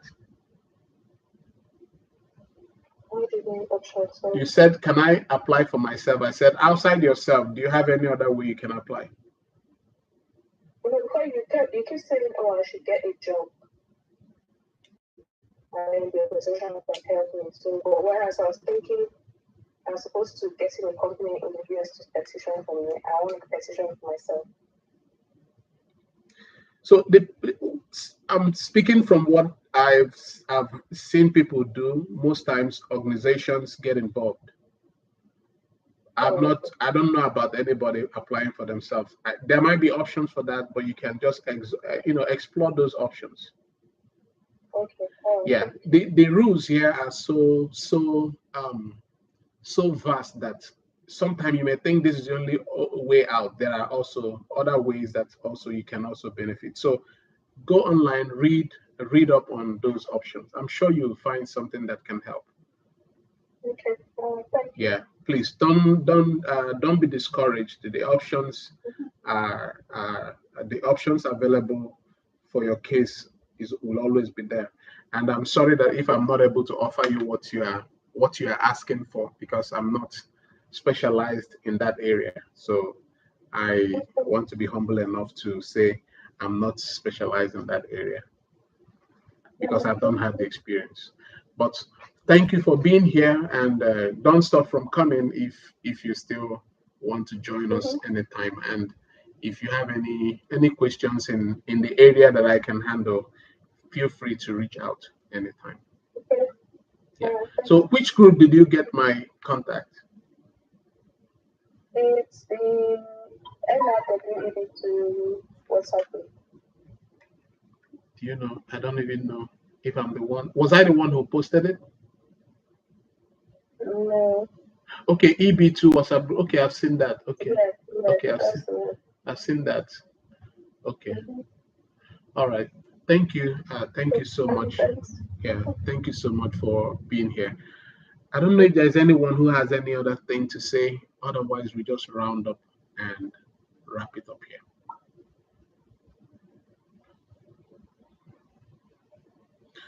All right. Thank you guys for being here. Amira, Alf, Azubike, Sarah, Opeyemi, Stella, Udwak Abasi. Thank you so much. And please, before you leave, subscribe on this channel. Just go there, click like and subscribe. Please. So, please, when is the next mock interview? So I had my off day ended today. So my next mock interview will be after work tomorrow. I close at 3:30, so I probably do it at 10, which is at 10 Nigerian time or 10:30 Nigerian time. So by the time I get home, I'll do it maybe for an hour or two. Okay, sir. Yeah. Okay. So just be on lookout for my updates tomorrow. But thank you so much for being here. It's encouraging to be here.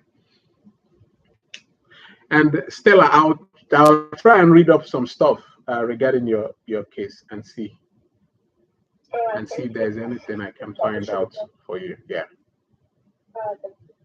All right.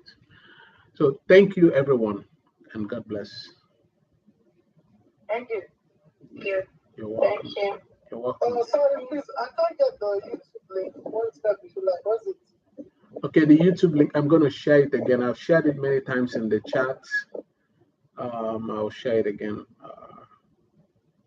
Please share it again on the chat. So I just did. Look at the chat, and please just go there. Okay. All right. Thank you. All right. Have you all seen it? Has everybody here gone to the YouTube?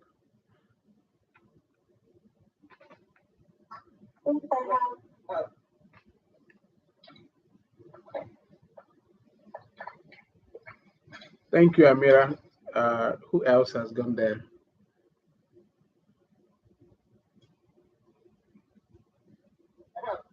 Alf, thank you. Who else? Um, thank you.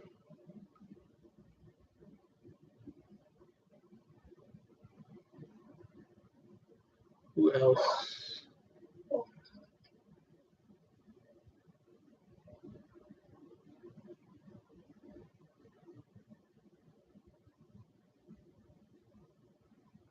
I just figured out about this group, Stella. I just figured about this group. I'm just going through it, like 947 people.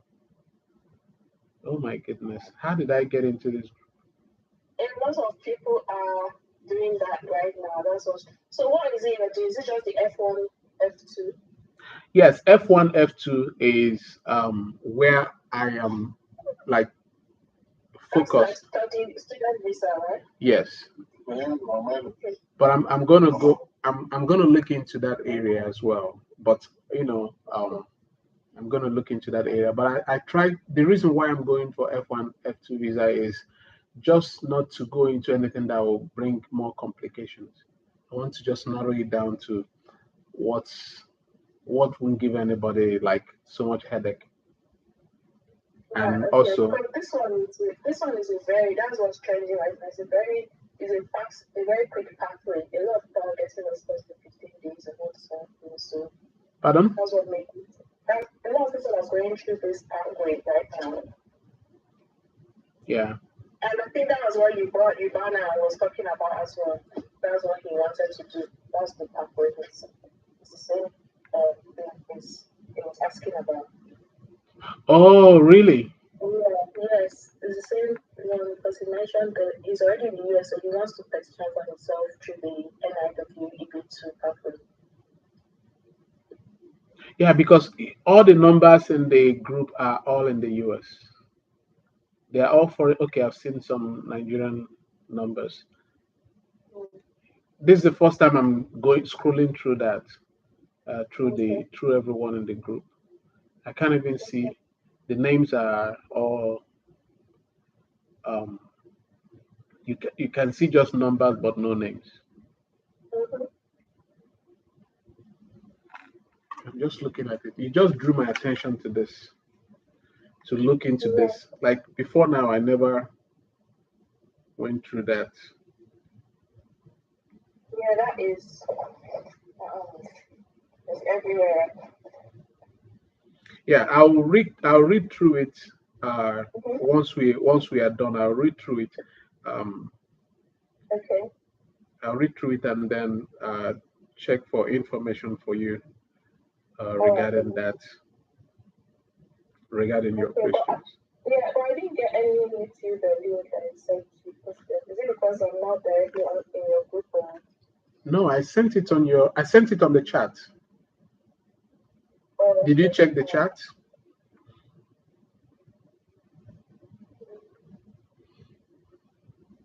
Oh, okay. Okay. Yeah. Did you see it? It's on the chat. Yeah. Okay. Yes. Yeah. Thank you. Yeah. Udwag, did you see it? Alf, did you see it? Amira, did you see it? Yes, I did. I've already liked the video.